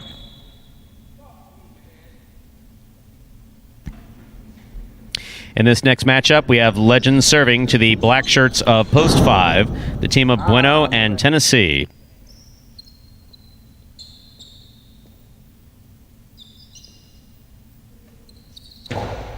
Bueno picks the serve. 2-all, played beautifully off the serve by Bueno to score, point 5.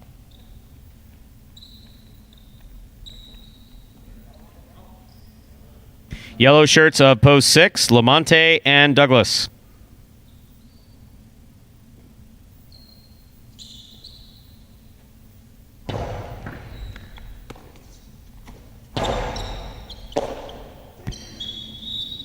Point 6. If you want to do that, you have to catch it first. Here's post 7, the pink shirts, CRB and Vuelo.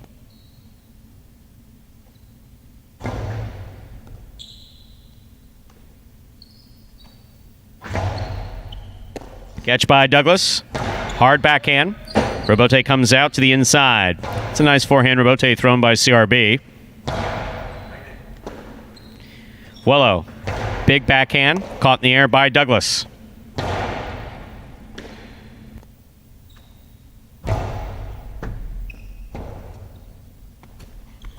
Beautiful Robote straight up the inside, and that's a great catch by Vuelo. Scoop attempt missed. He's going for the Robote. Not enough. Well played point. Point 7.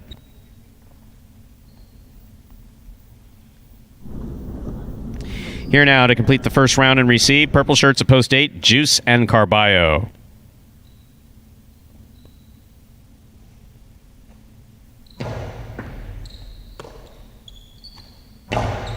Powerful, powerful backhand by Carballo. Carballo moving to take that ball in the air. That's the right play. Point 7.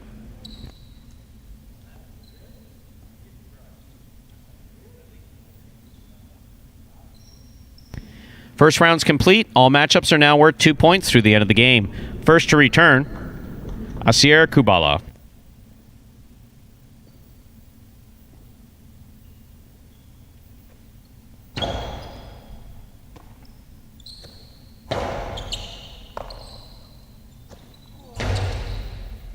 That ball was arrimada. That's along the wall all the way to the back. Beautiful throw. Kubala calls for the catch, makes it back to the inside. Vuelo, great catch at the 13 line with a hop. Catch by Kubala. Big picada. Stopped on the forehand of Vuelo. Kubala from the left side to the inside. Vuelo on the left side. Catch by Asier. Low and hard. Scores. Point 1.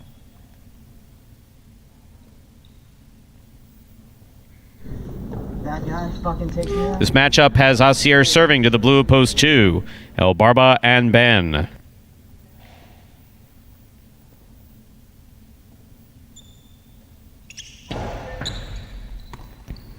Ball juggled. Dropped. Point 1.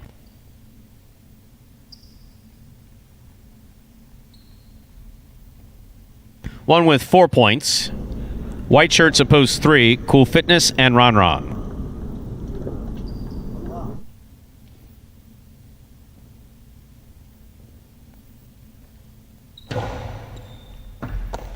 Ron moves up, makes the catch. There's a strong backhand. Robote coming out. Forehand Robote by Asier. Ron from the 11 line. Good catch by Kubala. He goes deep. Point 1. Possible game point. Red shirts of post 1, Asier and Kubala. Trying to stop them. The green shirts of post 4, Legend and Anderluck.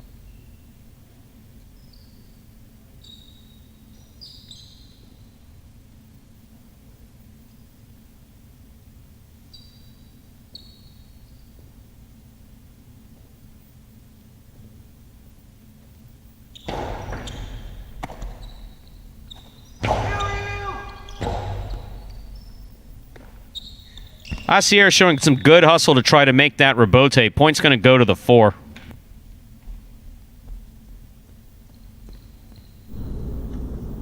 Four with 3 points. Legend now serves to the black shirts of post 5, Bueno and Tennessee.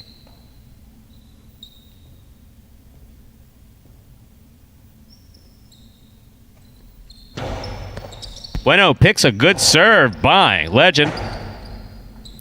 Legend for the Robote. Point 4. Possible game point for the green shirts at post 4, Legend and Anderluck.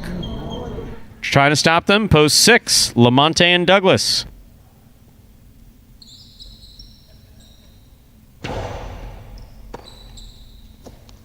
Powerful, powerful backhand. Rebote for Legend. Point 6. Play continues in our 5th game. 6 on the board with 3 points. Serving in this matchup to post 8. Juice and Carballo.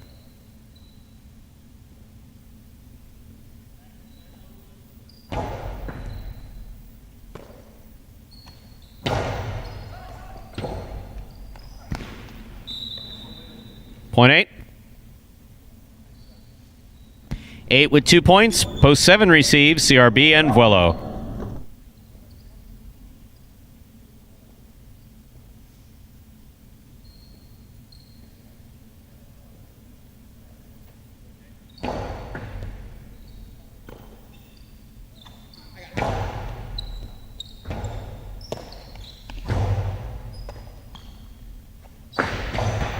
Karam's a good idea, just thrown off the court. Point 8.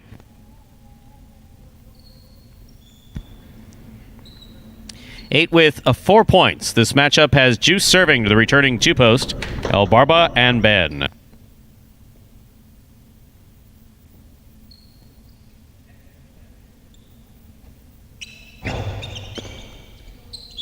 Ball tipped. Point 8. Possible game point here for the purple shirts at post 8. Juice and Carballo. Trying to stop them are Cool Fitness and Ron Ron.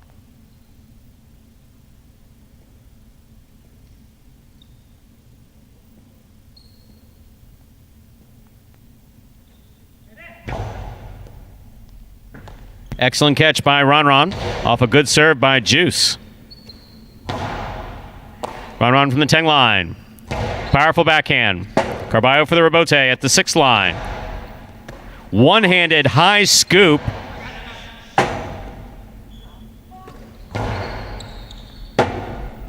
Ron Ron comes out, makes the rebote. Carballo at the 7 line. Ball just tipped. Well played point. That's point and game. Purple shirts at post 8 for Juice and Carballo. 8 wins it, 1 places, 4 shows. 8-1-4, official order of finish. Unofficial order of finish for Game 5.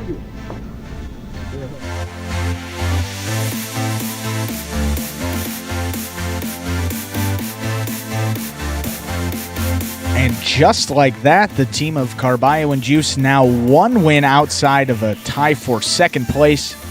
And still carrying on with an unbelievable week of doubles. Their 7th win in doubles this week. Douglas and Lamonte, the only other team with more than 1. They have 3, so absolutely dominating the stat sheet there. In addition to that, 3 places and 3 shows. That is their 50th, yes, 50th fantasy point of the week, so they set a new, actually, maybe a new fantasy game high in terms of fantasy output this week with 15 points in that team of Carballo and Juice. A couple more opportunities as well. We got 4 more doubles games, 1 more coming in Game 7, and then 3 more tomorrow to close out the week. So still a couple more opportunities for them to continue to pile it on there. But as we said, in that overall race now, just 1 win behind Tennessee and Bueno for 2nd place. Unbelievable comeback for that team. Congratulations to them. They're just playing excellent highlight, namely Carballo, I mean both singles and doubles. We've talked about it a lot, but wow, just absolutely amazing comeback there. As the prices we see on the screen there, it was an 8-1-4 finish. It's post 8 yet. Carballo and Juice took the win. Post 1, Asier and Kubal take 2nd. Post 4, Legend and Anderluck. Legend replacing the Scratch Diaz there. Post 4, 8-1-4 is the finish. Got the $2 Quinella 1-8 or 8-1 61.40 there. The exacta 8-1 32.40. How about that try? For $1,000, 8-1-4. It's going to return $1,014 even, and that 50 cent $253.50.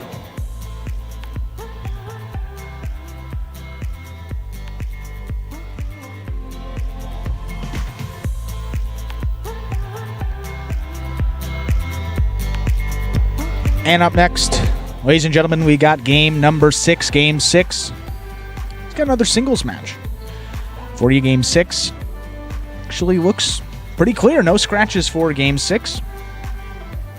Be a spectacular 7 singles match. Again, up to 7 points. Points doubling after those first round matchups. Post time of Game 6. Just about 5 minutes away.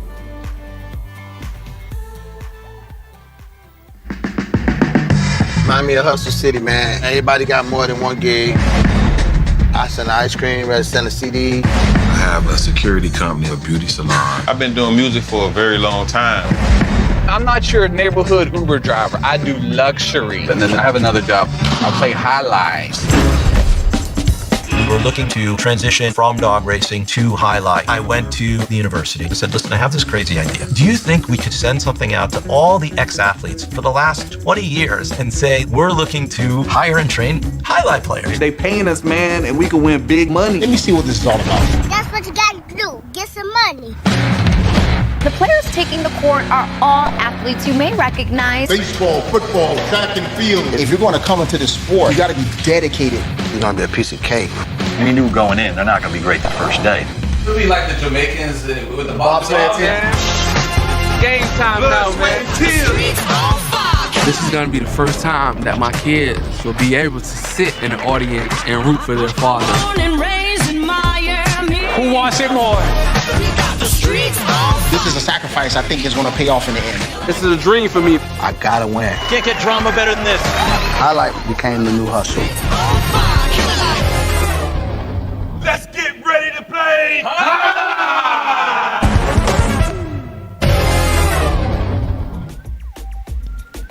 And that was a trailer to the award-winning documentary Magic City Hustle about the start of the Jai-Alai program here at Magic City. Just hard to believe only 3 years ago that this program was started. And before we went to game number 5, there was a question that was brought up about players' practice and their practice regimen.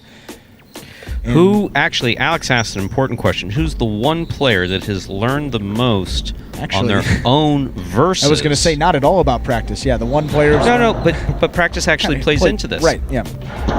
Stu, who's learned the most on their own rather than from the coaches? That's an interesting question. I really like that. It's a really interesting question because, okay, so I know firsthand how Jai-Alai was taught at the Miami Jai-Alai School, and how players who played in the late 80s through early 2000s were taught. I was present for it. I know something about how Jai-Alai's taught overseas and in the home of Jai-Alai. So it's funny because we don't use the term coaching for the most part. It's teachers. You have Jai-Alai teachers. Yeah. And so it's a little bit more than just tradition because in the very beginning, our mandate was these players have to be ready to play in 6 months, no matter what.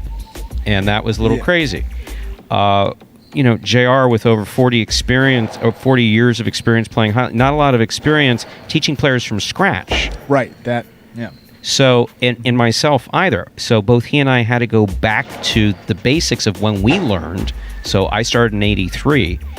So, and then the players also, those who came from professional sports backgrounds are used to a particular type of coaching. So you have players like Ben, who seek out a lot of information. Carballo, who seek out a lot of information. Doesn't always follow it, but seeks out a lot of information. Anderluck, resistant. Not oppositional. Just he likes to watch and do it on his own. Carballo's watched a lot of film. Douglas, a lot of natural ability. So, with really only 2 minutes to look at this, when you go down, we can get back into it. So basically, the way Jai-Alai's taught is basically get on the court.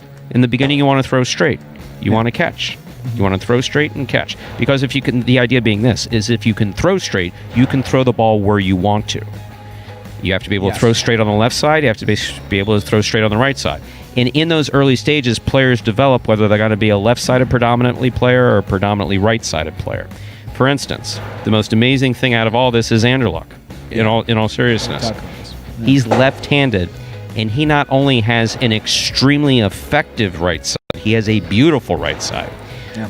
Now, had we had more than 6 months to get these players ready to start competing and making money, we would have spent a lot more time working on form. There are some form issues here. However, when it comes down to making money, it's like, no, sorry, we want you to make the rebote, and if it doesn't look like old-fashioned traditional hideout, real clean form, we can work on some hiccups Yeah. where form potentially leads to holding or form potentially leads to issues, but not form for form's sake. And by history and highlight, you often did wind up with players who still had, for the most part, good form, but Right. anyway, we got to start game 6. Game 6 is on. So we'll get back to that. So, game 6, spectacular 7 scoring, singles, play to 7 points, points double after the first round of play. Ron serves in the red shirt at post 1, Velo receives in the blue at post 2.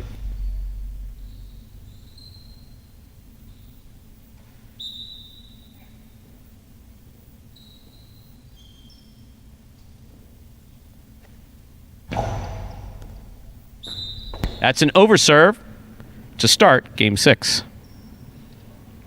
Point 2. Bolo first up on the board in our 6th game. That'll bring to the court the white shirt at post 3, Anderluck.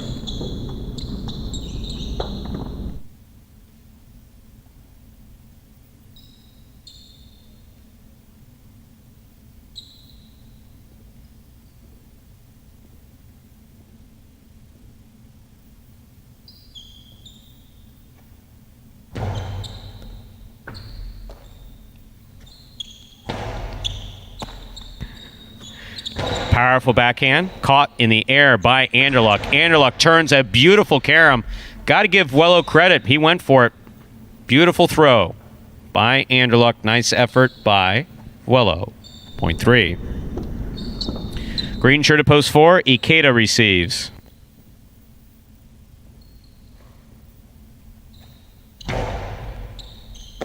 What a catch by Ikeda off a blasted serve by Anderluck. Anderluck goes hard to the inside. Robote left side by Ikeda. Anderluck is aggressive as you can be, moving up on that ball aggressively. Missed it. Point 4. In this matchup, Ikeda serves to the black shirt of post 5. Here's Bueno.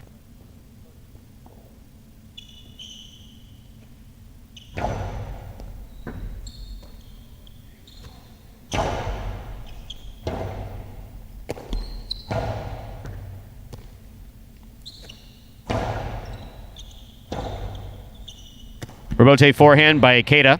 Catch by Bueno. Bueno winds up. Lost it on the backswing. Point 4.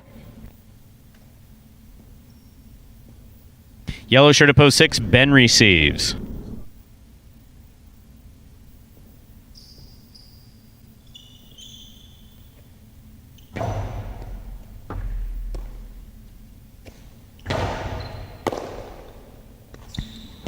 Strong forehand throw by Ikeda. Then goes deep from the left side. Point 4. Here's post 7, the pink shirt, Tennessee.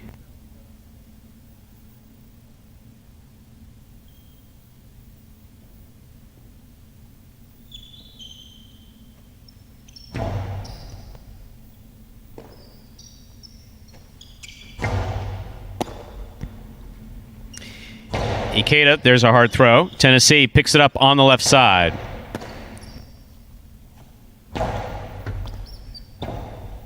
Point 4. Ikeda on the board with 4 points. In this matchup, Ikeda serves to the purple shirt of post 8, Kubala.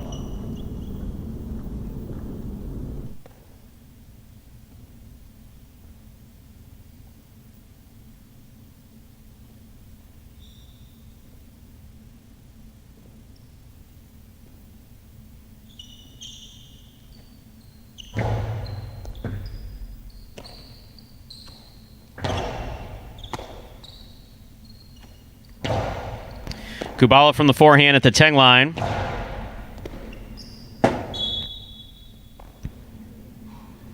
Point 8.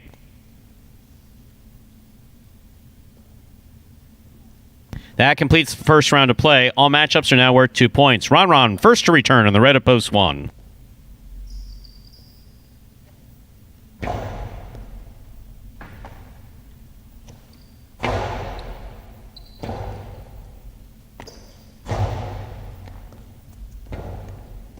Robote by Ron. That's a good catch by Kubala.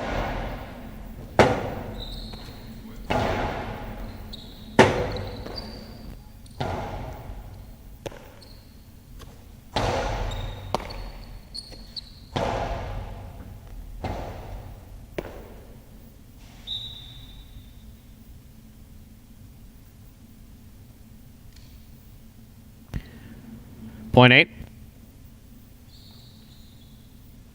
Here's post 2, Vuelo.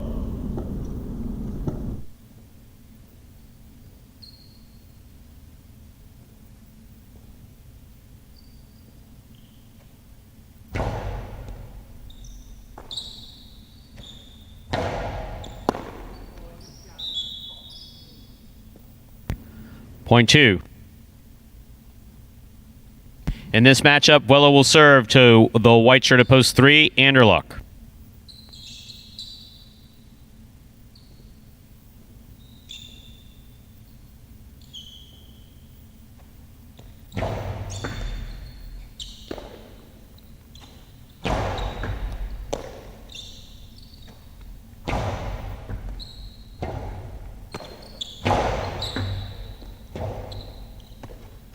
Good effort by Vuelo, point 3.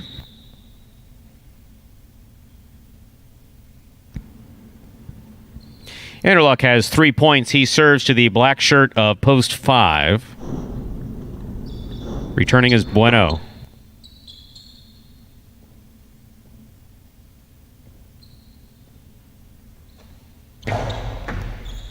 Over serve, point 5.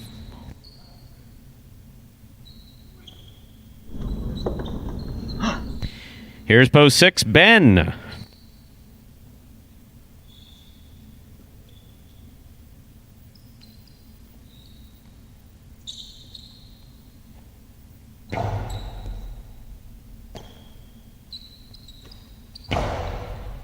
Great catch by Bueno at the 9 line. Hard throw to the inside. Ben for the rebote right on the side wall. Difficult play, point 5. Bueno with 4 points, serving to post 7, Tennessee.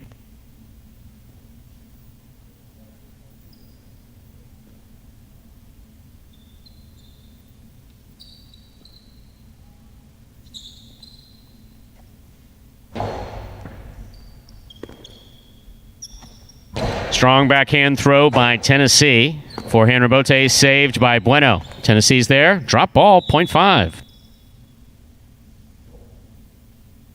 Possible game point for the black shirt at post 5, Bueno. Trying to stop him, Ikeda.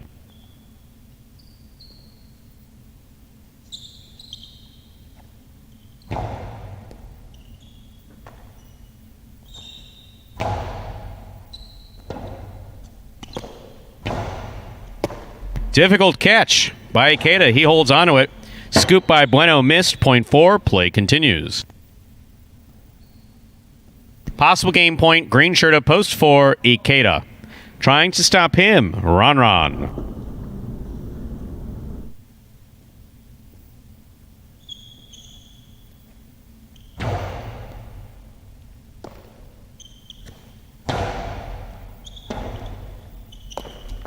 That's a great effort by Ikeda to try to make that rebote. Point 1. In this matchup, we have Ron serving to Kubala, wearing the purple at post 8.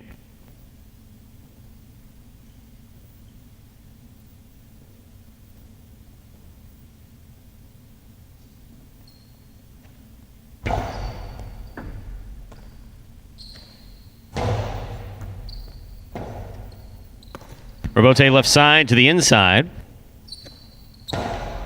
Catch by Ron. Hard throw by Ron. Rebote comes low. Kubala makes the save. Ron from the 8 line. Hard throw to the inside. That's a great effort by Kubala to try to make that rebote. Point 1. One on the board with 4 points. Here's post 2. Vuelo.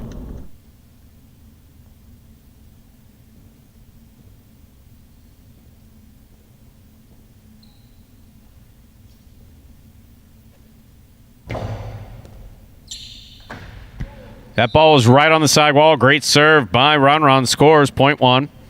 Possible game point for Ron in the red shirt at post 1. Trying to stop him. Post 3, Anderluck, the white shirt.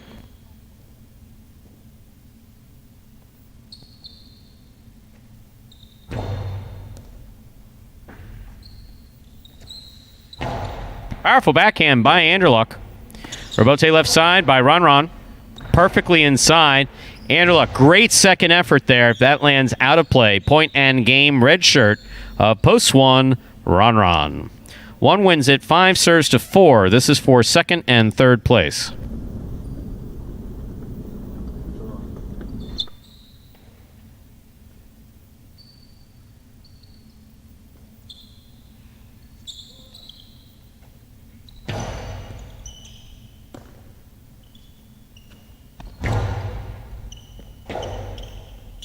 Robote forehand by Bueno. Ikeda keeps it on the right side, puts it back to the inside. Bueno's there.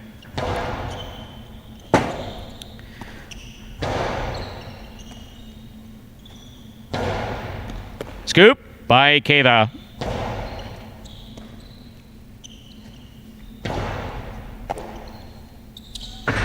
Karam by Ikeda is going to score. Point and place to post 4, 5 shows. Unofficial order finish 1, 4, 5.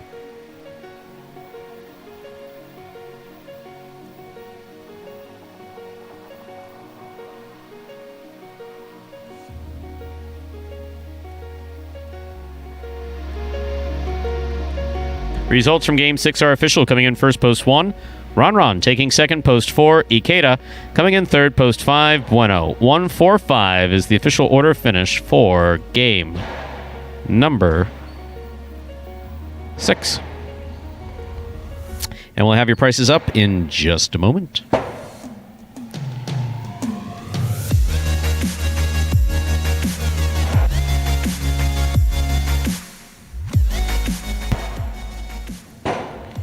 $2 Canelo 1-4. That's 1-4-4-1, 16-20.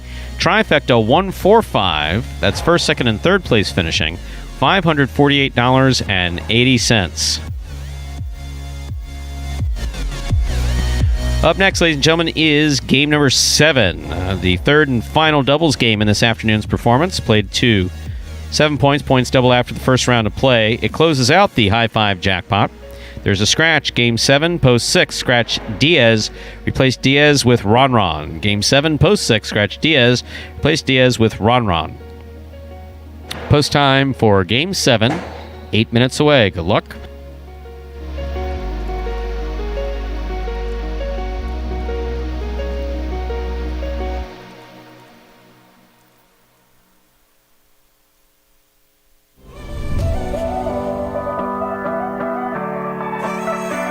Catch by Bueno. Karam by Bueno. Caught by Barba.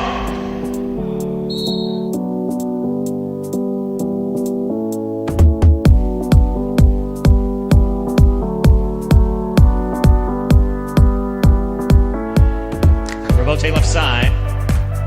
Lamonte makes the catch. Returns a Karam that's gonna score.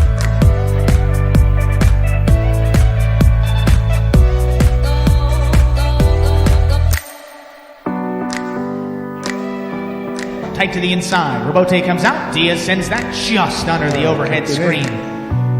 High bouncer comes Assier just in front of the 11 line. That's a long Karam. That one will score.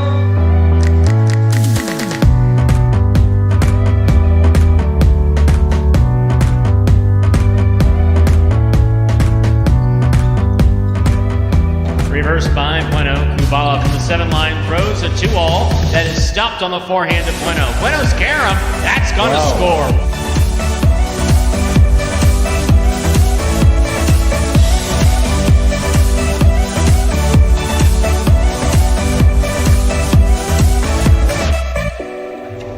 Wow.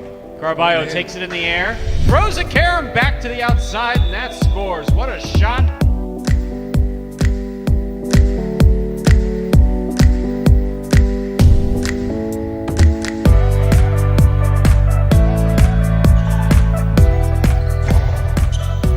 Douglas on the right side.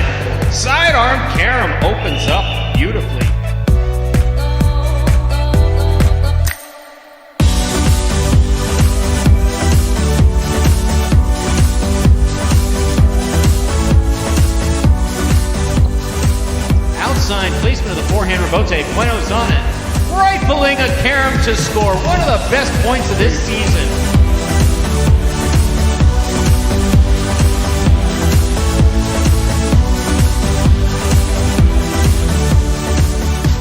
Ragley from the 10 line. Over the top to the inside. Kubala's there. Carom by Kubala's going to score.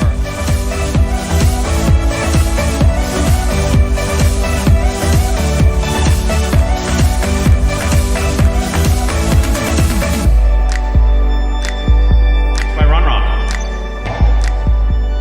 Catch on the forehand to Vanderloop. What a carom. That was, wow.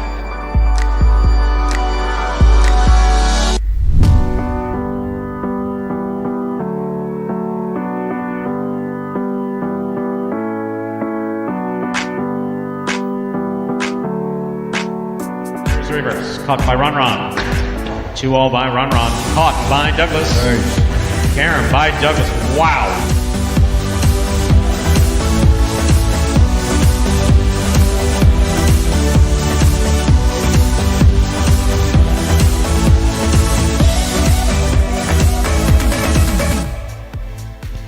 And that was a collection of the 10 best caroms.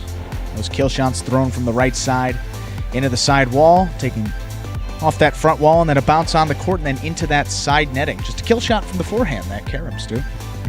Awfully effective when thrown well. No question about it. So, in getting back to wanting to finish up the conversation about the training and who has done it more naturally than others. So, the football players, for instance, who came out, they had a really bad habit of blocking each other. Yeah. And, maybe that's part of it, maybe it's not. It's like, no. That doesn't exist in highlight. Right. Don't do that. I've pulled people off the court because of potential little bits of interference here and there. Yeah, so. like you're talking about like screening the defender. Exactly. Like in sports, you see there. Sorry, sometimes. I'm saying exactly like I know, but I am familiar with that term. Right. Yeah, just to clarify exactly what they're doing. Where sometimes you see guys they're in the way, and then at the last second they just jump right out of the way, just so it throws off the player a little bit. So early on, that was a bad habit to break. That absolutely does not exist in highlight. Period. No. And so we had to set a graph. So we did have to unteach certain behaviors from other sports. Encouraging the player. Okay, so in traditional highlight, there's also, I only have a background in traditional highlight. I didn't have a background in this. Same thing with JR. So in traditional highlight, you always move forward. You always take the ball in the air. You always catch the ball aide. Yeah. And if you don't get to the ball aide and there's no backup, then you scoop, take a bote corredo, one or the other. Here, a little bit different with the bounce of the ball. Sometimes the guys can go back. Mm-hmm. So even the traditional teaching things were all. And then also, once again, the importance of the fact that these guys were playing for their living. Yes, they're paid the weekly salary, but for the prize money and then the big prize money, if they really win, you kind of go hands off with the teaching and correcting and let them just throw it. Right, that's what I was going to say. It's one of those things that it's difficult as well because this reminds me of a guy in the NBA, Stephen Curry, the best shooter in the NBA. I think there was a story of maybe junior high school, but one of his younger years, low teens, that he completely switched his shooting form. He was shooting it, I think he was shooting it really low and kind of like pushing it up as opposed to shooting it over his head. And I think his dad helped him make the change, and he said that was the worst time of his life. He was like crying, couldn't even get the ball, didn't have enough strength to get it to the front. So when you have time, you really can work on the form and work on everything perfectly. But that's exactly what you're saying, where how do you tell a guy, hey, you need to throw a rebote this way, when that's the difference between maybe getting $100 and winning a game or not even placing on the board. That's a tough line to teeter. Exactly. And so realistically, when you look at across the board at the players, and in fact players who started second year, so Carballo watches a lot of traditional highlight, likes to imitate a lot of stuff, unfortunately likes to do a lot of the fancy especially stuff. that quick throw. So he's picked up a bunch of stuff on his own. Bueno was ball boy at Miami for a while, so he's got a lot of he's got a lot of traditional teaching where that's concerned. Vuelo's come along late. Kubala, 14 years as an amateur on the west coast of Florida. So you're talking about Ben, who's done a lot of work on his own and accepted a lot of coaching. Anderlock picked it up a lot on his own. I do have to say we made corrections with that form because we saw potential. He had a lot there. And Douglas has been With Douglas, it's fine-tuning and letting him go. Yeah. I mean, that's really what it is. It's fine-tuning and letting it go. And also, Jed accepting coaching on that rebote. He's got a beautiful left side rebote. Beautiful. You're not going to see it this weekend. But with that, we're ready to begin game number 7, a spectacular 7 doubles match, played to 7 points. Points double after the first round of play. Serving red shirts of post 1, Juice and Carballo. Receiving the blue of post 2, Bueno and Tennessee.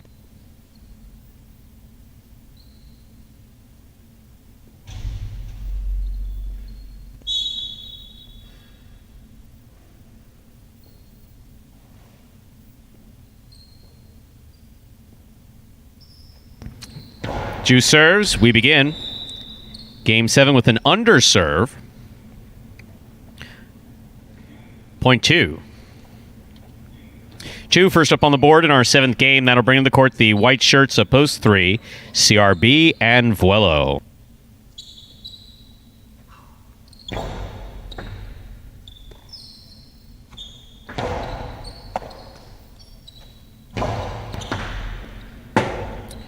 Vuelo hangs in there to make a 2-all rebote. Bueno reads it, stops it, returns it. What a catch by Vuelo on the left side. Catch on the forehand of Vuelo. Tennessee behind the 12 line, over the top. Vuelo with another great catch. Karam does not cut out. Bueno picks it up. Bote Correo on the forehand. Catch by Vuelo. Bueno from midcourt. Goes deep. Rebote coming out. Point 2.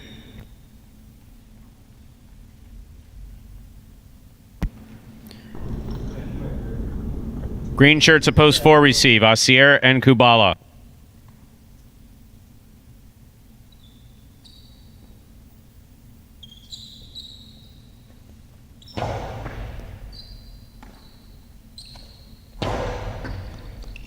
Scoop attempt tipped on the left side of Tennessee. Point 4.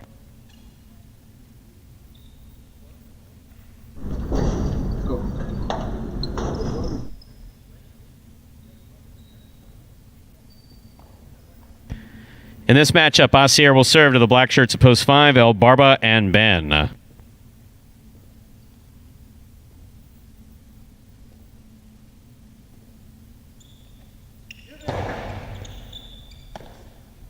In and out of the cesta the ball goes. Point 4.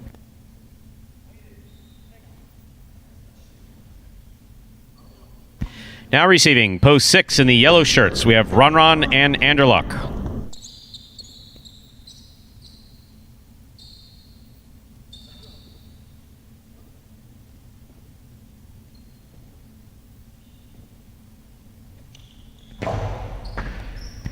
That's an overserve. Once again, the ball must land between the 4 and 7 line on the serve. This point goes to the 6. In this matchup, Ron will serve to the pink shirts of post 7, the team of Lamonte and Douglas.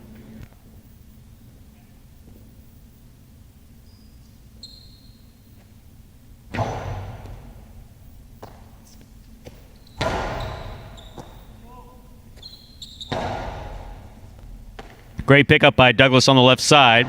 He goes deep. Anderluck takes it in the air at the 11 line.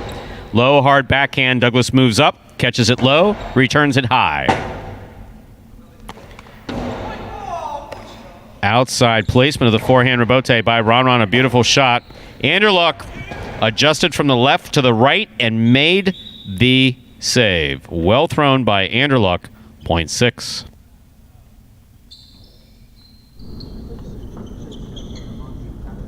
Here now to complete the first round and receive, wearing the purple shirts of post 8, the team of Ikeda and Cool Fitness.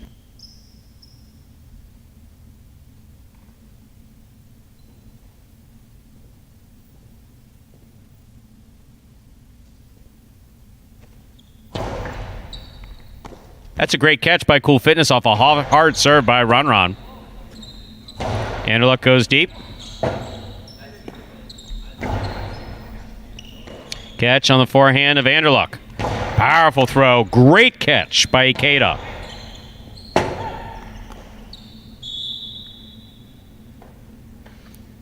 Point 8. That keeps. Makes no sense whatsoever. That completes the first round of play. All points are now double. Juice Carballo return.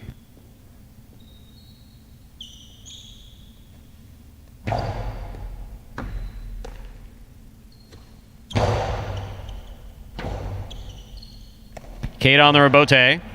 Carballo from the 9 line. Great catch by Ikeda.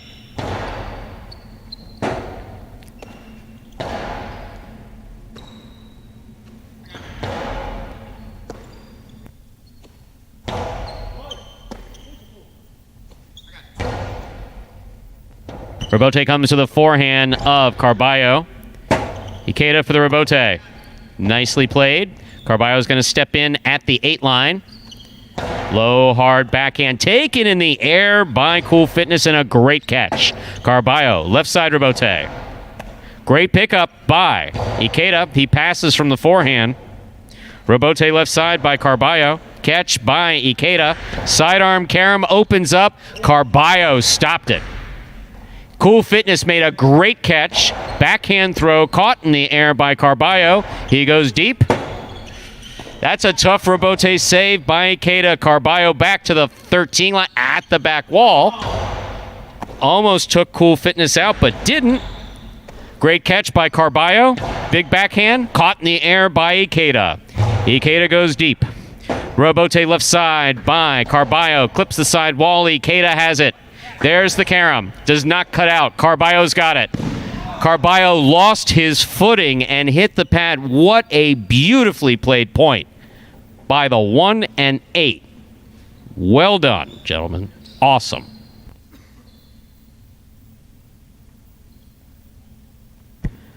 Point goes to the 8.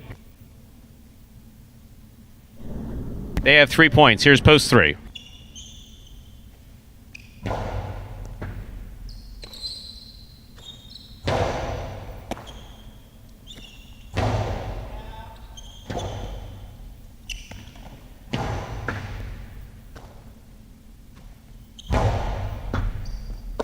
What a pickup by Vuelo deep in the backcourt. Great catch. Here's Ikeda. Low and inside and scoring on the second bounce, point 8. Possible game point for the purple shirts of post 8. Ikeda and Cool Fitness trying to stop them. Post 2, Bueno and Tennessee.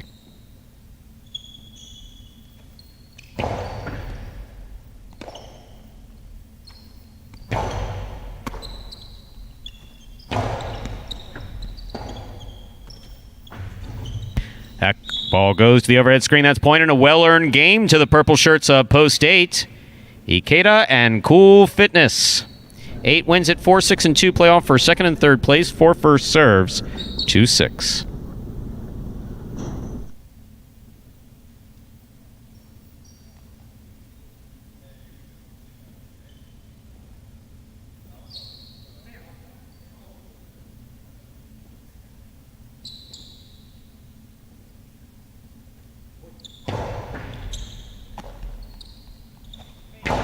Hard throw by Anderluck. Nice rebote. Good catch by Ron. Another really hard throw by Ron's going to score. That's point to the 6.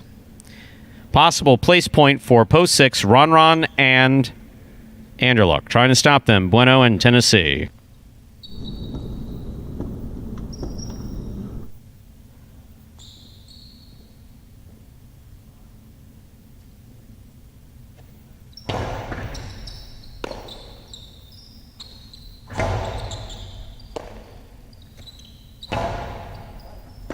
Great catch, almost made. That is point and a second place finish for the 6 team. 4 serves to 2 for show, which is third place.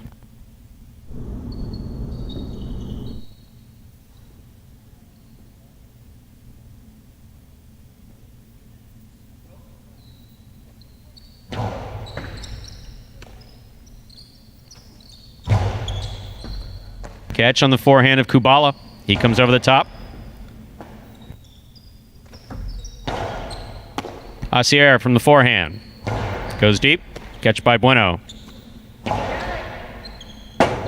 Robote's out. Played from the left side. Scoop attempt missed. Tennessee got assessed on it. Returns a carom from the player's cage, basically. Here's Assier from the forehand. Tennessee, how he held on to that one, I have no clue. None. Here's Assier from the forehand. Great catch by Bueno. He goes deep. Ball tipped. Well played point for third place. Goes to post 4. Assier and Kubala. Unofficial order finish 8-6-4. Quite a game. I was going to say they were asleep through the first round and then points double and they woke up. And there's nothing more captivating than a great highlight rally in sport. One of the most captivating things in all of sports. I mean, you're just locked in. I can tell your tone picks up, your speed picks up. I mean, you can really tell the difference with a good point. You got a couple of those in that game. Yeah, and to be honest with you, I mean, having announced or managed, but announcing was always more fun. The NHAF tournaments that were still going on in the 90s and early 2000s, and a number of them. I mean, really great highlight points. Doesn't make a difference if it's at Dania, Miami, here. Yeah. When they're in a rhythm, when the form looks good, when they're diving. And what's great about being here, and there was a question asked about the length of the court, we're 120 feet here. And as far as, official length, there's no official length for a highlight court, not in the book. Yeah. Miami's 176, Dania's 178. There are courts in the world that are well over 200 feet. So we're in it at 120 feet and built on the second floor of this facility, which is why we have glass and composite. But how fast these points go, I mean, that's something I will take. Yeah. Look, I'm not blowing my experience up. I'm just saying I've had the experience. Mm-hmm. I've seen it. The speed of what we just saw, the foot speed, even on TV, it doesn't show as well as it shows in-house. Oh, yeah. When you're here, and most people who've been here will tell you, oh, wow, this is bigger than I thought that it was. Yeah. I mean, it's 120 feet, but it is bigger, and it is fast. It is super fast. So, Game 7, Quinella. 6-8. That's 6-8 or 8-6. $30.60. The trifecta, that's a first, second, and third place finish, is $501.60. The high five, 25818. 4 of 5 numbers returning 128.20. Carryover jackpot, $1,446.40. Up next, Game 8, Spectacular 7 singles match. These are our feature game singles coming up, ladies and gentlemen. The best players that we have all playing against one another in Games 8 and 9. Game 8, a 7-point game. Game 9, a 9-point game. There are no scratches in Games 8 or 9. Post time for Game 8, 7 minutes away. Imagine the perfect mixture of athletics, spectacle, and speed. Jai-Alai. Let's design a Conan O'Brien or Conan superhero. Sure. Oven mitts. Maybe there's some steam coming off the mitts because I took a focaccia out of the oven.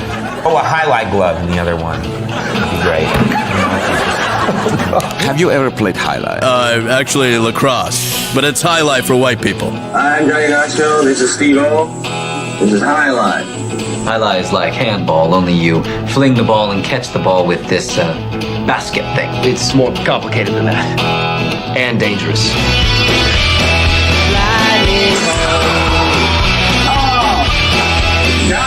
It's got the same fingerprint as baseball, only better. A special stadium called a fronton. And you can sit real close, which is a thrill because the ball goes 175 miles an hour. I can serve this pelota almost 200 miles an hour. Big whoop, that little squishy. Jesus, is this made of limestone? It's a dangerous game, amigo. That's called a cesta. It's made of reeds from the Pyrenees. And the ball is called a pelota. A lightning ball.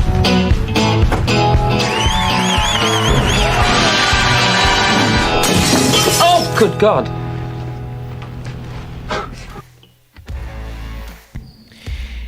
And in continuing that conversation, so, what makes Magic City different? So I don't think that it's possible to have a more traditional background than I have in highlight. Yes, absolutely. It was a push. I mean, it was a push. It was absolutely a push. And I thought I was well done with highlight in 2013 after almost 20 years in management. But I get excited by this program. I get excited by these points. Look, this is, and I've said this since the beginning, I say it publicly, we're very transparent here about what goes on with our players, with our program, with the motivations of management and ownership here at Magic City. This is not for everybody. No. But even people who swore that they would never watch this after the first year, and believe me, if you watched in the first year, I get it. I totally get what you were talking about. It was rough. It's tough for us, yeah. We see I the look same back thing at some you of those do. things and go, wow, I can't believe you endured it. No. But when you see where we were then and where we are now, this isn't spin. It is absolutely legitimate. I was having a conversation with a player on the drive in. Diaz is Costado 2-wall. Yeah. There are other players who throw it hard. Carballo throws it hard. Douglas throws it hard. Who throws it with that degree of cut? And that's what effectiveness. That's what a good. So Costado, a ball that's thrown from the shoulder. So the players are developing at their own rate. Yeah. Sometimes we have these fantastic points, and sometimes we come in here and it's rough, and I let the players know, guys, hey, what the hell's going on? This is difficult to watch. But for those of you who've hung in there with us, we appreciate the support. There's nothing secretive about what we're doing here. There is no real special sauce other than the motivation of well-motivated ownership and senior management. There's no question about that. They want to see this succeed. Yes. Absolutely, positively. And it's definitely not about the money. we definitely know that's not the case. And players who are willing to put it in. See, Ben's interrupting me because he's a pain in the ass. But anyway, he'll be quiet here in a moment. Yes, I did. And that's still Ben in the background. Yes. We're completely transparent here, Ben. Be quiet, please. I'm begging you. So players who are willing to put in the time and effort and who are rewarded financially with a good living and the possibility of making a little bit of money. So overall, it's a good program. Yeah, you talked about the challenge, from you in training them. But for me, one of the biggest things that drew me to the opportunity last year was in the meeting with Lindsay.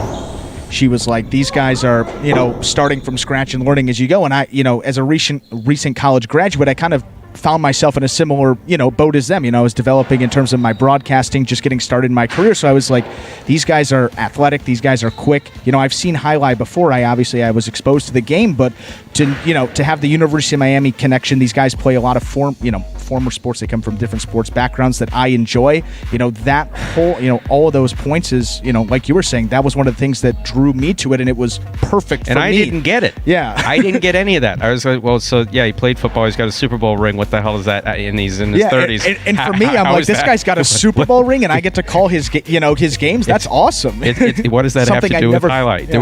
There was a huge learning curve to that. And even this announcing business, this talking. Yeah. Look, this is the most social interaction you'll see me do. Both of us. Ever. Yeah. Scott's wanted to see it for 2 years, but it's like I'm only recently getting it. And the gun to the back of my head helps. It's nice to have employment and be able to buy food these days. Yes. We're ready to begin game number 8. A spectacular 7 singles match. Play to 7 points. Points will double after the first round of play. Serving in the red shirt of post 1 is Douglas. Receiving in the blue of post 2, Ben.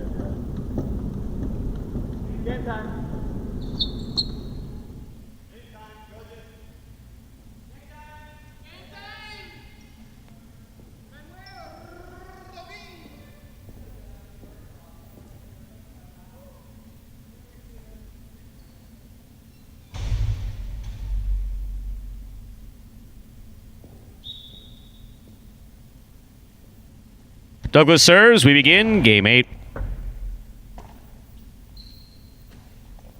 There's a hard throw by Ben. He passed. Strong forehand rebote by Douglas. It's good rebote by Ben, just a little too high. Point 1. 1 first up on the board in our 8th game. That'll bring to the court the white shirt of post 3, Carballo.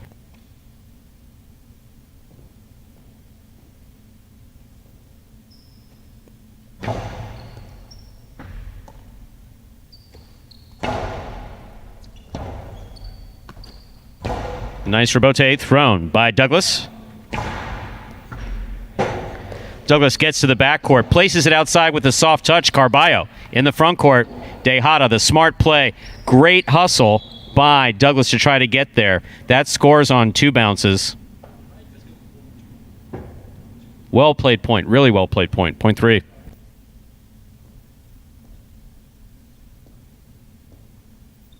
Green shirt, post 4 receives. Here's El Barba.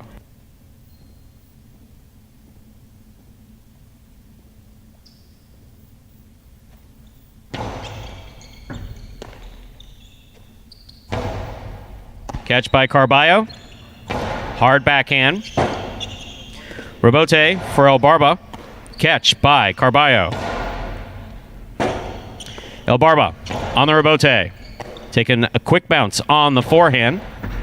And scoring from the forehand of Carballo. Point 3.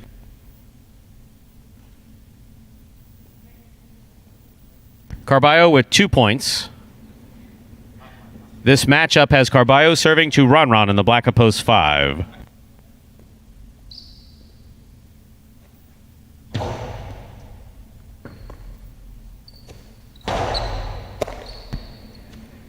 It's a beautiful backhand throw by Carballo.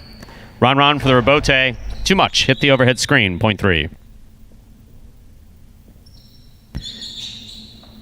Now receiving post 6. Kubala.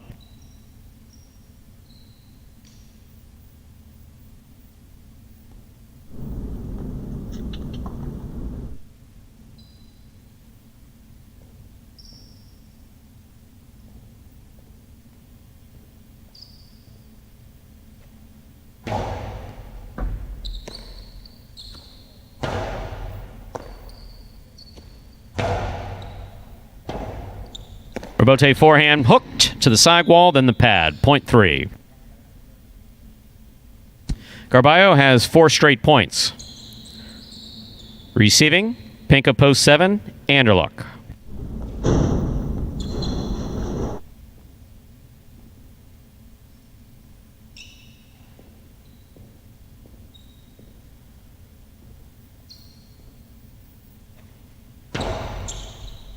Anderluck from the left side. Carballo chooses to take the rebote. Catch by Anderluck. Carballo pulls one from the sidewall beautifully. Anderluck on the forehand. Fakes the carom back to the inside. Carballo read it, stops it, returns it hard. Rebote coming out to the 6th line. Forehand rebote by Anderluck. Catch by Carballo. Carom thrown beautifully. Jesus, did he get hurt?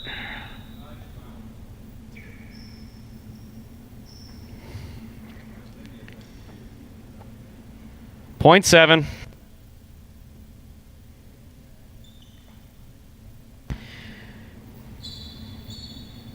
Here now to complete the first round receive. Purple shirt at post 8, Ikeda.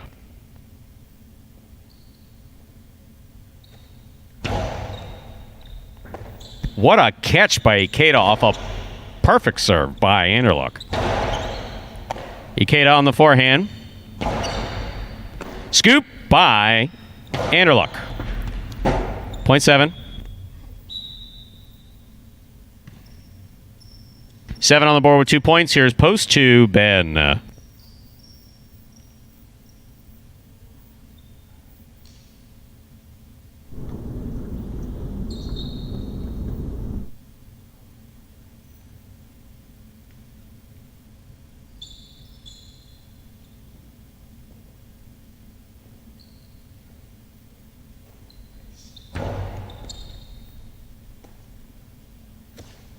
Strong backhand by Ben. Rebote save on the forehand of Anderluck. Ben's there. Another hard back. Rebote forehand by Anderluck. Scoop by Ben. Anderluck switched from left to right. Try to take it on the right side. Point 2.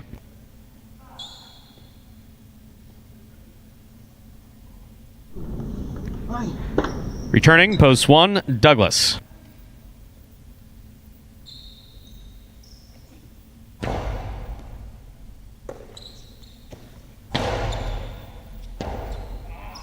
Chula scores.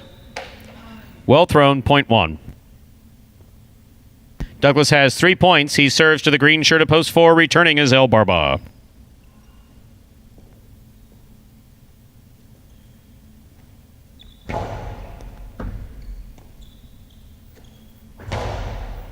Catch midcourt by Douglas. There's a hard throw. Point one. Possible game point for the red shirt at post 1. Douglas trying to stop him. Post 5. Ron.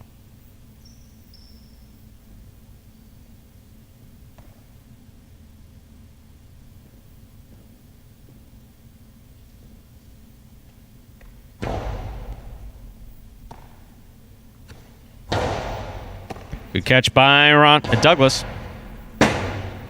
Into the Chula it goes again. That's a nice throw by Douglas. Ron dug it out. Karam by Douglas scores perfectly. Point and game. Red shirt at post 1. Douglas. 1 wins it. 3 places. 7 serves to 2. This is show point.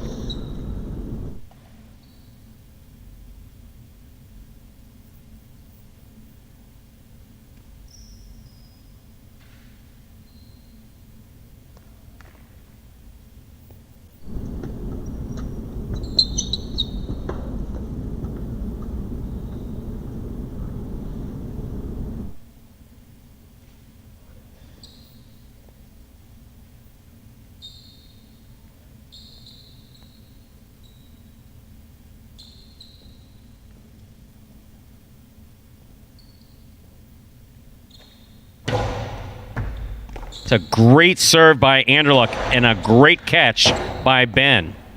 Anderluck turned around after we thought the point was over and made the rebote.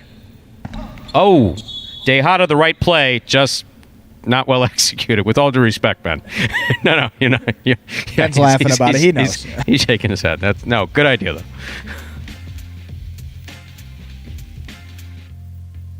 7 gets the point. Unofficial order finished. Actually, it's now official 1-3-7.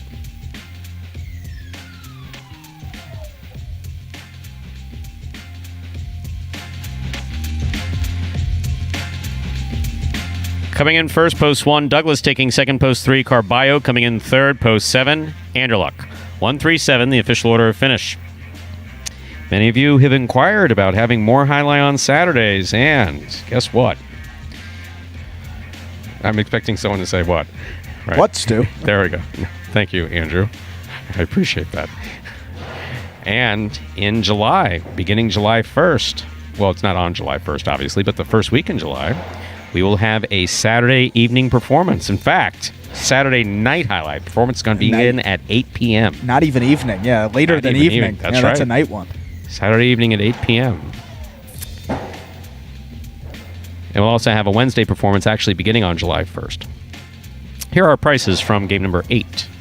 The Mighty Ocho, 282-581-81. 6 of 8 numbers returning $7.60. Carryover jackpot, $1,602.80. Mighty Ocho is a pick 8 wager, for those of you not familiar with it. The $2 Quinella 1-3, that's 1-3 or 3-1, $14.60. Trifecta 137, 109 even.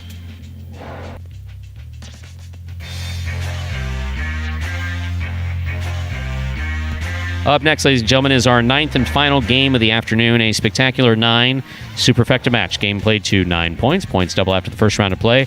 No scratches, offering Superfecta wagering. Superfecta, much like a trifecta, returns cash on first through 4th place.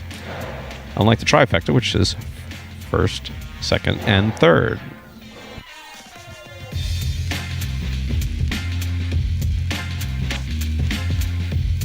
Post time for game number 9, 5 minutes.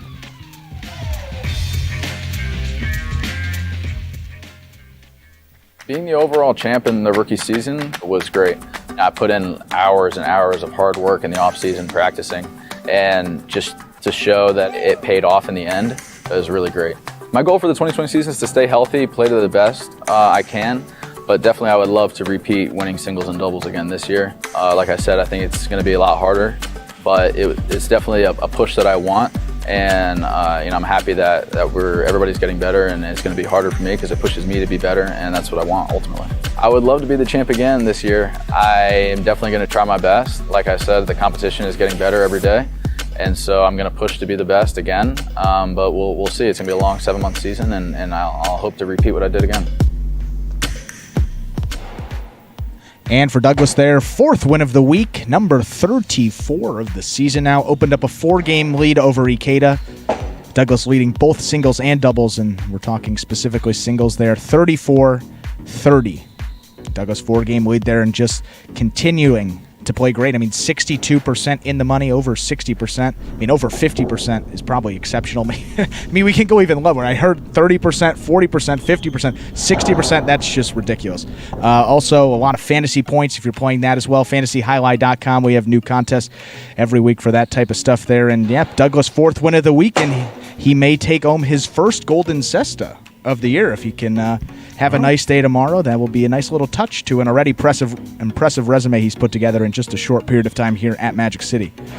And Stu, as you were talking about the Superfecta wager, they said this is that Superfecta 9-point singles match, a little bit different than some of those others. And this video here will explain some of those subtle differences between this final game. Take a look. Spectacular 9 singles games are played with 8 players. Each player wears a different color jersey numbered 1 through 8 on the front. These numbers are traditionally referred to as post numbers. Post numbers are used to signify the order in which the athletes will play in a game. These numbers are also used for betting purposes. Don't be confused by the numbers on the back of our jerseys. Those are just for fun. Each game begins when the player in the post 1 red jersey serves to the player in the post 2 blue jersey. The served ball must land between the 4 and 7 lines marked on the court's side wall. If the ball lands between those lines, the serve is good and play continues until one of those 2 players wins that matchup. The player who loses the matchup exits the court and waits for his next turn at the end of the rotation. It's important to note that every game has 2 rounds. The first 7 matchups in a game make up round 1. Each matchup in round 1 is worth 1 point. Round 2 refers to all matchups that take place after the 7th and final matchup of round 1. The number of matchups in round 2 varies from game to game. And in round 2, each matchup is worth 2 points. The first player to earn 9 points wins the game.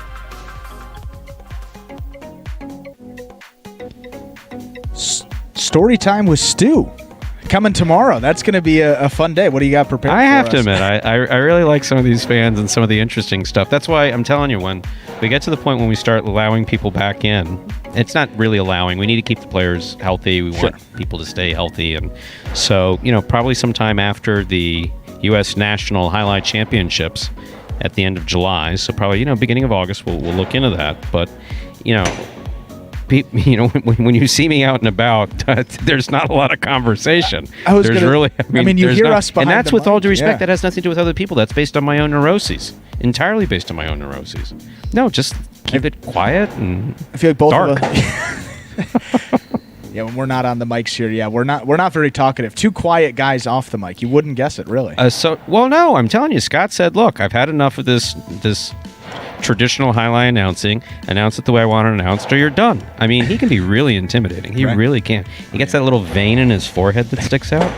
Very, very intimidating. Actually, no, in all seriousness, Scott's actually never said anything like that. No. But he has looked at me like, why don't you understand what I'm asking for? It's like, we're going into year 3. I just want you to talk. Just talk. Just speak. And Paulie, people think you're funny. I mean, that's the thing. You are hilarious. I mean, people don't think I know that you're funny. I've had that luxury of hearing some of the stuff, but now the public gets that too. So. But yeah, that's inside my mind where I guess I tend to be funny, and I'm also like 6'1" with a full head of hair.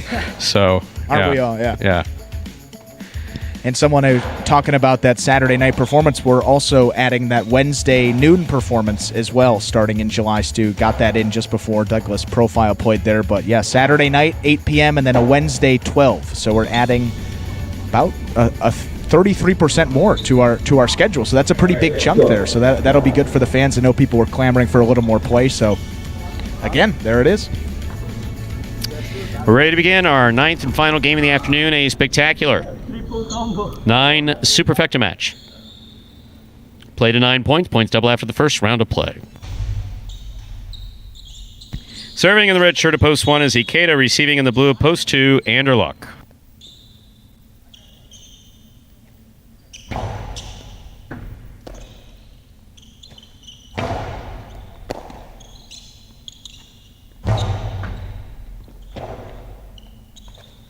Robote forehand. by Anderluck. Catch by Ikeda. Ikeda goes deep. Ikeda from the 9 line. It's a powerful throw by Anderluck. Robote from Ikeda just missed to the outside. Point 2. 2 first up on the board in our 9th game. That'll bring to the court the white shirt of post 3. This matchup has Anderluck serving to Ben.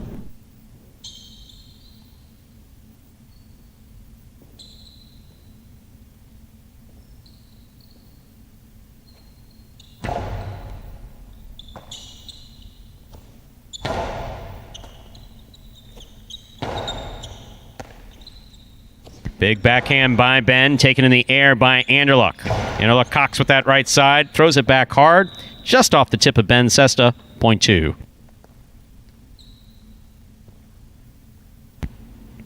Here's the green shirt of post 4, Kubala.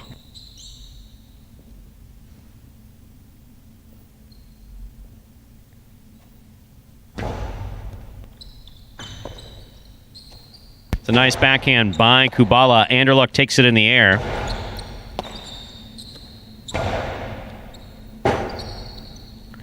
Robote forehand hooked by Anderluck. Point 4. Receiving now the black shirt of post 5, Carballo.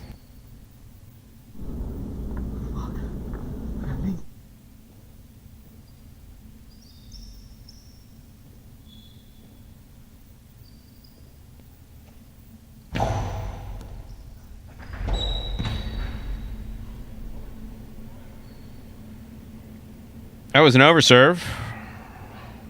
Point 5. Carballo serves to post 6. Douglas.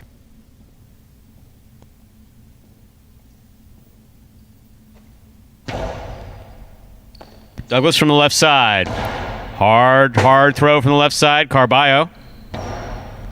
Try to place it soft to the inside. Douglas showing a lot of control on that throw. Here's Douglas. Backhand, hard.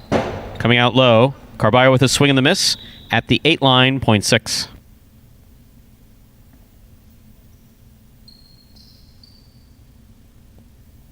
Here's post 7 in the pink shirt. Bueno.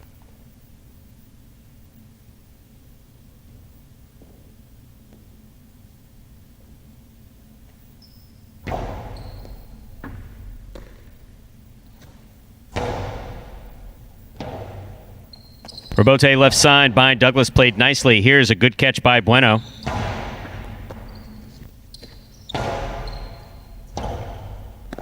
Another one down low towards the Chula for Douglas. Point 6. 6 has 2 points. Here's post 8, Ron.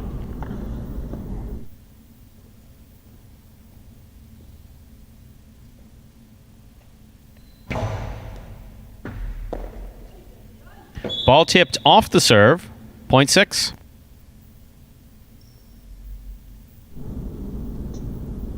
That completes the first round of play. All matchups are now worth 2 points through the end of the game. In this matchup, Douglas serves the returning one post, Ikeda in the red shirt.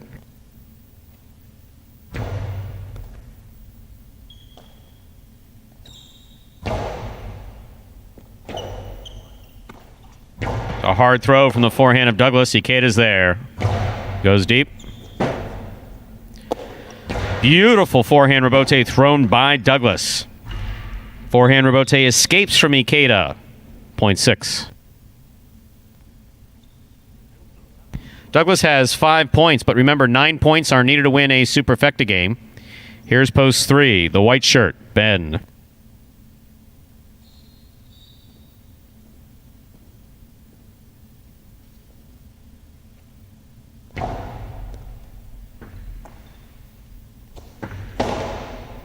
Good catch by Douglas. There's a hard throw. Ball tipped. Point 6.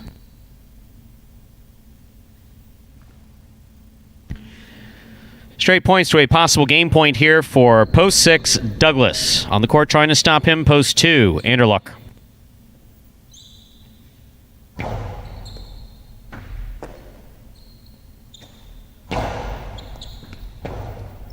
Robote left side by Douglas keeps the point alive. Here's Anderluck.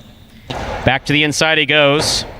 Douglas couldn't keep that forehand Robote away from the overhead screen. Nice try, though. Point 2. Play continues in our 9th game. Anderluck's on the board with 4 points. Here's post 4. Kubala.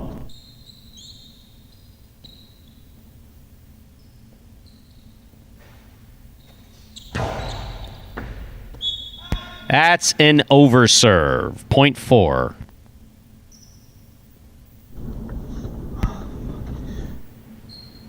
Kubala has 3 points. Here's post 5, Carballo.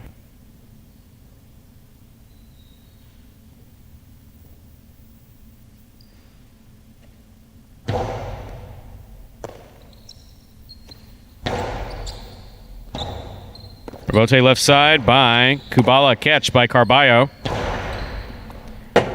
Point 5. 5 on the board with 3 points. Here's post 7, Bueno.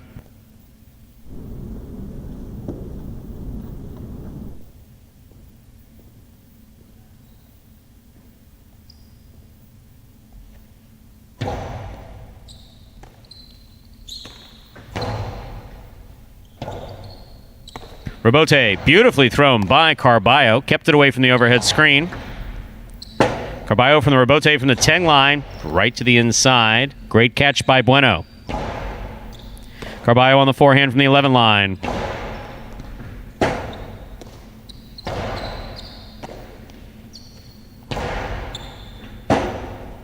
Bueno.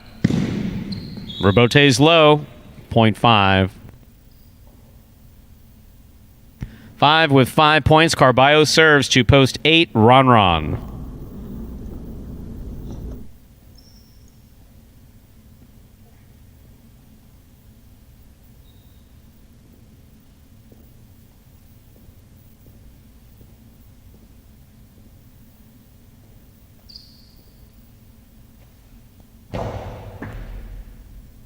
Ron from the left side. Powerful backhand. Robote save. Ron's going to back up to the 12 line and make that catch. Nice backhand. Catch by Ron. Hard throw. That scores point 8.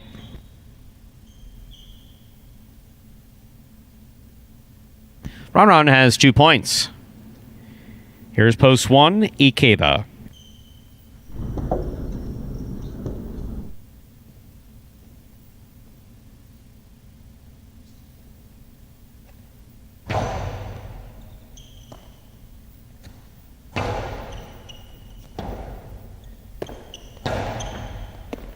Ball tipped.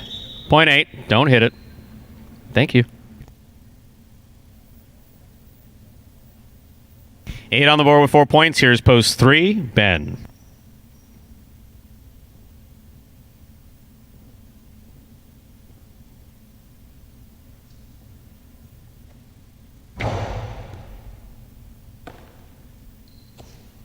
It's a nice backhand by Ben. Stays inside. Ron, forehand Robote. Catch by Ben. Forehand Robote by Ron. Scoop attempt tipped. Point 8. 8 has 6 points, but returning with possible game point is post 6, the yellow shirt, Douglas.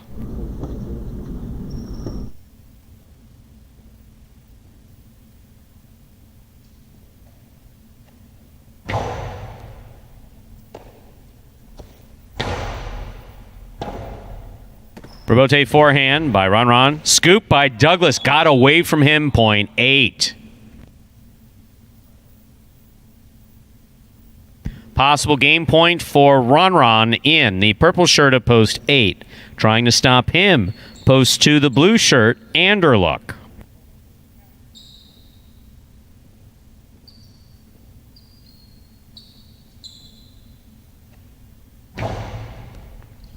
Anderluck with a hop, makes the catch. Outside placement, landed in. That was a beautiful throw by Anderluck. Ron was there, and that is point and a well-played last point and game for Ron in the purple of post 8.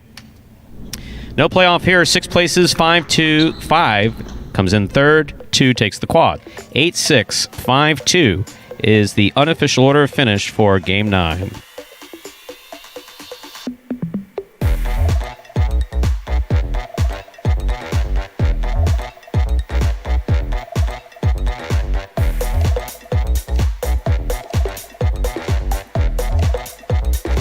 Results from Game 9 are official. Coming in first, post 8, Ron.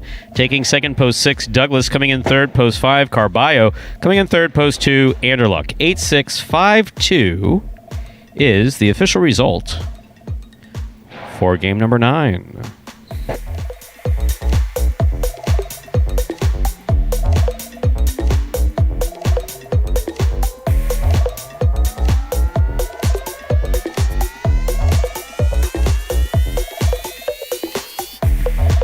Superfecta 8652 3742. That's the 10-cent price. $2 Quinella 68. That's 68 or 86 2640.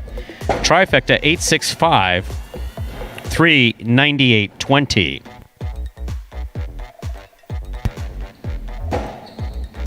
Hi, Kata. How are you? Not a good day?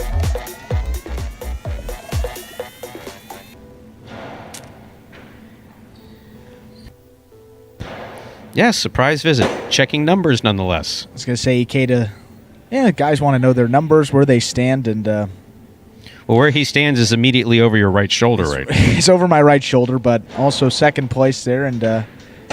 he's always big into how many does he need to catch Douglas. So he's always in the back of his mind now that it's gone from 1 to 2 to 3 to 4. It's been right in that. It hasn't got as high as a 4-game difference between Douglas and Ikeda in a while. I think this is the biggest that gap has been. But look, we got a lot of highlight to play here in this 2020 season, so it's too early to be making any sort of anything can happen. What's going to happen this? between now and November? Oh my God!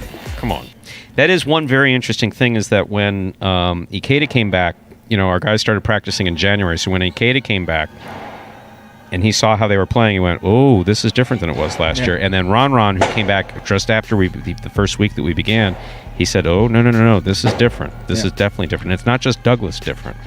It's different. Yeah, everyone raised their level of play going into this season. Extremely competitive. Today was a great performance. We're glad to see El Barba had a good day today. Got a win. Had a perfect game in there. That's also good to see. And overall, I think we're headed into closing out the week tomorrow in a very positive way. Yeah, it should be an interesting day to close it out. We give some of those awards away, including the Golden Cesta, the player with the most singles wins on the week here. And it looks like it's a 3-horse race. And most importantly, love the names of these top 3 guys. None of them have won a Golden Cesta this season, and 3 of the best players we have on the roster. So going to be a very, very well-deserved first Golden Cesta award given out. Seems like it's going to go to either Douglas, Carballo, or Ron. All of those guys with 4 wins. That's the tied for the most. You see Juice there with 3. Going to be tough for him with the amount of games he plays to surpass any of those guys. And then we go to the tiebreaker for in-the-money finishes. All those guys, they're in-the-money finishes this week. Douglas, 70%. You got Carballo 78%, and then Ron 73%. So if they end with the same amount of wins, we're going to have to go to a tiebreaker, and that tiebreaker is going to be pretty close too. So one of those guys is going to get it probably tomorrow, so you got to stay tuned and check back in 12 p.m. We start, but those feature singles games are going to be the big ones there to close it out to see who takes home that Golden Cesta tomorrow.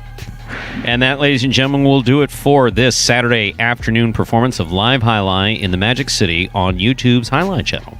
We're glad that you chose to join us this afternoon and invite you to join us again tomorrow when we'll play 9 more action-packed games at 12 p.m.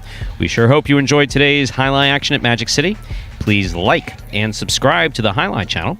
Let us know your thoughts and any questions you might have in the live chat on YouTube when we're playing. We'll try to get to comments and questions as we're able to and as they're forwarded to us by our executive producer. On behalf of the players, staff, and management of Magic City Jai-Alai, we thank you for joining us today and hope you'll join us again at 12 p.m. tomorrow. So for now, goodbye till we can see you back here at Magic City Jai-Alai.